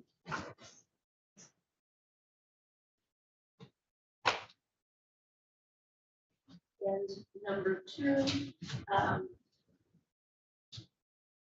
Sergeant Bowden testified that she looked through the lead and determined that the defendant, Elijah Epps, did not have a valid driver's license. I do have a certified copy of the Michigan driver's record, which does indicate that on that date he did have a he did not have a valid driver's license. It was suspended license. Other than those two things, Your Honor, I would move to blind over with the driver. Your Honor, I don't know what we heard today, but it's a far cry from the counts that the people are alleging. Let's think about this for a minute. People have not brought in a single police officer that arrived at the scene first. The police officer that they brought in testified, yeah, I got there, they told me there was a gun over there inside security. Wasn't a search, wasn't anything. He just said, hey, I'm here to recover this. That's all he did. Showed up, took the gun, held on to for safety. That was his job. There wasn't a single officer here to testify as to, yes, we arrived at the scene, this is what we found, this is what we saw, so forth and so on. Secondly, the officer testified that when he got there, Mr. Epps wasn't even in the vehicle, he was in a medical way. Didn't testify, yes, well, I found him in the vehicle, he was in the driver's seat, et cetera, et cetera, et cetera. The officer he testified that there were 7 or 8 officers there already. People could easily bring officers to the preliminary exam. Yes, I arrived at the scene first. I witnessed this, I witnessed that. I am the one who searched the vehicle. I'm the one who saw Mr. Epps in the driver's seat, et cetera, et cetera, et cetera. Secondly, the people are alleging that Mr. Epps committed operating license suspended, revoked, denied, causing serious injury. Now, driving on a suspended or revoked denied license can be a misdemeanor or it can be a felony. There's one contributing factor to that, and this is the only contributing factor, and it's actually in their own complaint. It says, in order for it to rise to a felony, you have to have serious impairment of a bodily function. Now, I remember law school, I'm sure the people remember law school. The serious impairment of bodily functions, loss of an arm, leg, eye, ear, I don't care what it is. The man that walked in here was pretty healthy to me. He said he got a couple of pain meds for a concussion. She never followed up with him, with no medical report indicating he lost some serious impairment of bodily function. Other than that, it's an accident. If driving on a suspended license is a misdemeanor at its very highest. Also, Your Honor, other than what I just stated on the record in regards to this alleged firearm, no one here has testified. Nobody. Not a single witness has testified as to possession. Possession is extremely important in this case. The officer arrived, and everything was already done, moved the car, yeah, he's supposed to secure a weapon. Nobody testified, I found this weapon, I searched this vehicle, and I found this weapon here. Or that when I got there, Mr. Epps was laying in the front seat, discombobulated from the accident. No accident report as to who caused the accident. The guy that Mr. Presley that came and testified, I saw a brown SUV, a far cry from a small silver vehicle that actually is involved in the accident. Albeit, it was an accident, it happened rather quickly. There's no witnesses, accident reconstruction, who caused the accident. Nobody had a blood draw. There's nothing here from the people saying that they were tested for alcohol. Both parties tested for alcohol. We're talking about multiple firearms found on the scene. It's a mess. At the very best, the only thing that people can prove, and not even prove, just enough to hurdle the probable cause, is the domestic violence charge with respect to the witness they came in alleging the physical assault upon herself. The rest of it, grossly, far gross. Even for a small group, because of their lack of witnesses that can justify a foundation for this. That's it. All right. Your Honor, this support for testimony from the complainant, Ms. Maisha Smith. She did indicate that she is the owner of the 2007 Pontiac G6. She was the owner of that vehicle on January 21st of this year, 2023. She indicates that her car was involved in an accident and that it was totaled. She went to go see her car at the total. She indicates she did not give Elijah Epps permission to take her vehicle. He just took her vehicle. She was notified after that. She testified she was notified by the police that he was in an accident. She said she thought she heard that he went to the police. Now, she says that there were two vehicles, one owned by her at her house and one owned by Mr. Epps' brother, Stephen Epps. She testifies that after she had been assaulted, she left the area, she was calling the police, and when she got back to the area, both vehicles were gone and her children were gone. She went to the hospital to get treatment, but was so worried about the children that she left the hospital and came back. She indicated that when she came back, her kids were back at her home, and she saw Mr. Stephen Epps leaving in his vehicle. So her vehicle is still not there. She later notified that her vehicle was involved in an accident. She identified that vehicle. Sergeant Bowden testified that she did the investigation for this case, and she went to the tow lot. She saw this vehicle as well at the tow lot and saw that it had major damage. Ms. Smith went to the tow lot and identified her vehicle at the tow lot and indicated that it was totaled. There was massive damage to it. Sergeant Bowden, in investigating this case and this accident, was investigating these vehicles that were involved in this case. And she identified that vehicle as being one of the vehicles involved in the crash. Essentially, what people are saying is that Mr. Epps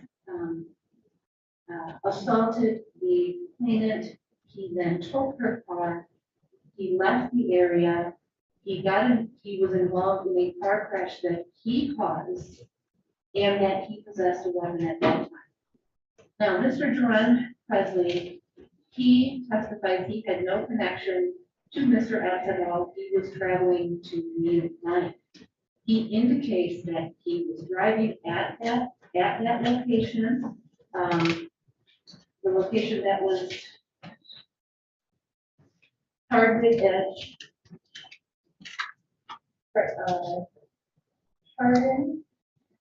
Hardin Street in the city of Detroit. He was traveling there, and he had a green light. Then he said he could see out of the corner of his eyes. There was a car coming very quickly, and it looked like it was not stopping. And sure enough, it did not stop, and that car hit him. He had the green light, and he was traveling. The other car hit him. He testified that he was injured. He had a concussion. He went to the hospital. He was treated for that. So, Your Honor, I think based on that testimony, it is clear that Mr. Epps is the one who took the vehicle. He didn't have permission to take it, and he is the one who caused the accident by the one witness who saw the accident. Because this wasn't a police chase. This wasn't something that was on surveillance. Mr. Presley is the one who saw the incident, and he was involved in it. He So said, what's the serious impairment of body function that you're finding? Your Honor, Sergeant Bowden also talked to the other victim who was involved, and she indicated that he had a head injury. Yeah, I'm gonna object to that. If that person isn't here, there's no medical evidence, and this is hearsay. Right. I don't have anything else to say. That witness was not available. Chose not to. In terms of the weapon, Your Honor, the complainant whose vehicle this was stated she does not have a weapon, therefore she would not be leaving her weapon in the car. She states the last time she was in the car, she had driven her car, but the only person who drove her car after that was the defendant, Elijah Epps. And the officer testified that he was notified that there was a gun in the vehicle, and it wasn't locked away in the trunk. It wasn't out of view on the passenger side, underneath the car. It was right within hand's reach, right by the driver's side door, right in the pocket right there. That is constructive possession of a weapon. And I think that it's clear that he is the one who had the weapon and he had it in the vehicle. So for that reason, Your Honor, I am asking that this court find over on all charges. Okay. As it relates to count one, weapons, firearms, possession by felons, people have presented evidence that this defendant was previously convicted of an unarmed robbery of which his rights to obtain or possess a weapon had not been regained by him. The people's theory of the defendant having possession of this weapon would be constructive possession, meaning exercise some dominion and control over the weapon where he had a right to exercise dominion and control over the weapon. So we had an officer come forth and testify that he recovered a weapon that was in the door pocket of the vehicle, of which all he had to do was reach his hand down to pick up the gun. That it was on the driver's side of the vehicle, and presumably this defendant had access to a right to control or exercise some dominion and control over that weapon. He had a right to exercise dominion and control over that weapon. The court finds that people have been very probable cause as it relates to count one, weapons, firearms, possession by felon. Same with carrying concealed weapon. The weapon was concealed. The vehicle, the dimensions of the vehicle itself make a weapon concealed. So whether it was in plain view or not, just as long as that weapon is in the vehicle, it is concealed. So people have met their burden of probable cause as it relates to count two as well, carrying concealed weapon. This defendant exercising some dominion and control over that weapon, at least being question of fact as to whether or not he exercised some dominion and control over that weapon. Operating license suspended, revoked, denied, causing serious injury. This court did not hear any testimony from a witness who testified that they sustained a serious injury as a result of the defendant operating the vehicle and thereby causing an accident, causing that serious impairment. That evidence is lacking. The court will dismiss count 3 for insufficient evidence. Count 4, unlawful driving away motor vehicle. People's witness, Ms. Smith, came forth. She testified that after getting into a fight, so to speak, with the defendant, that her car disappeared. She later tracked her vehicle to a certain location on Harding. Other witnesses, police officer witnesses testified that her vehicle was recovered or was involved in a car accident at Harding in the city of Detroit, that the defendant had to be taken by ambulance from that location.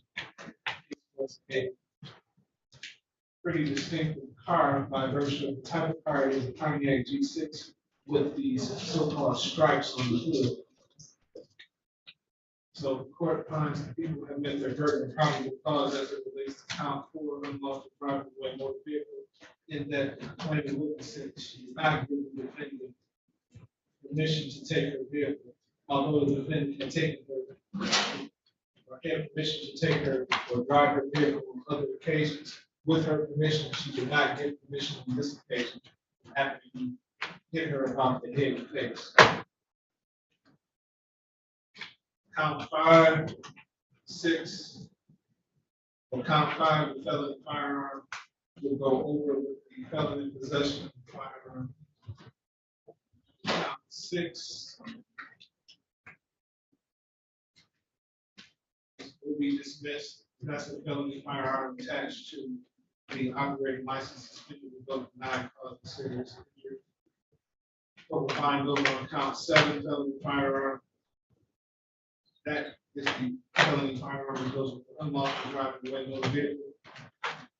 The misdemeanors, reckless driving, and domestic violence will go over with the felonies that I found over. Court finding those charges with the city construction, court finding those people met the verdict of probable cause of violence and over to Wayne County Third Circuit Court of Criminal Division of Proceedings. The random information date and time will be March 31st, 2023 at 9:05 a.m. Thank you, Your Honor. Thank you. I need dismissals for count 2. Yes, I just finished reading those over.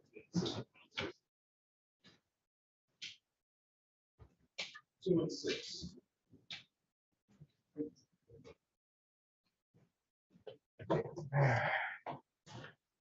Excuse me, Your Honor.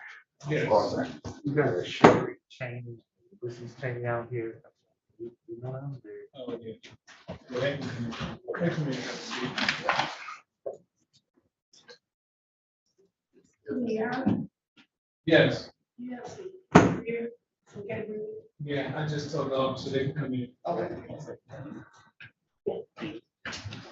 Thank you again, Your Honor. It's always a pleasure being in front of you. It's not, sir. Have a great day. Thank you, Your Honor.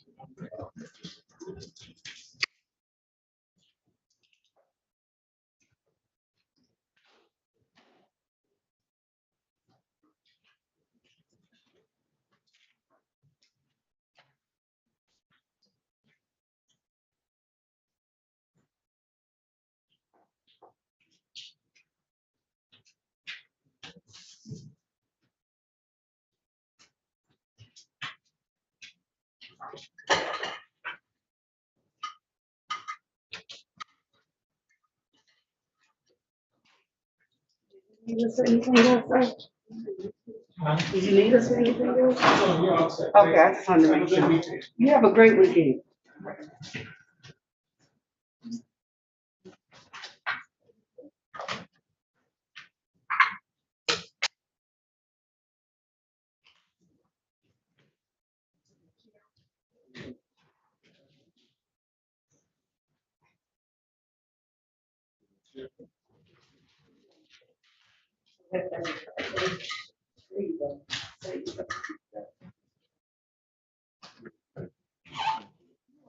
Have a good day.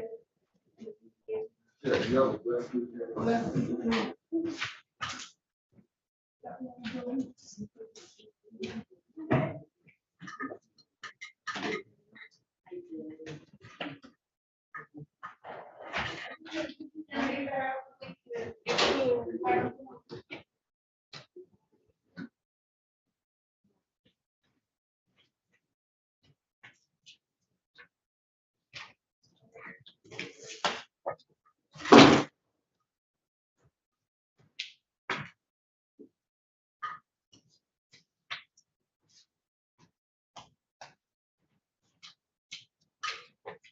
Sign this one already. Next one.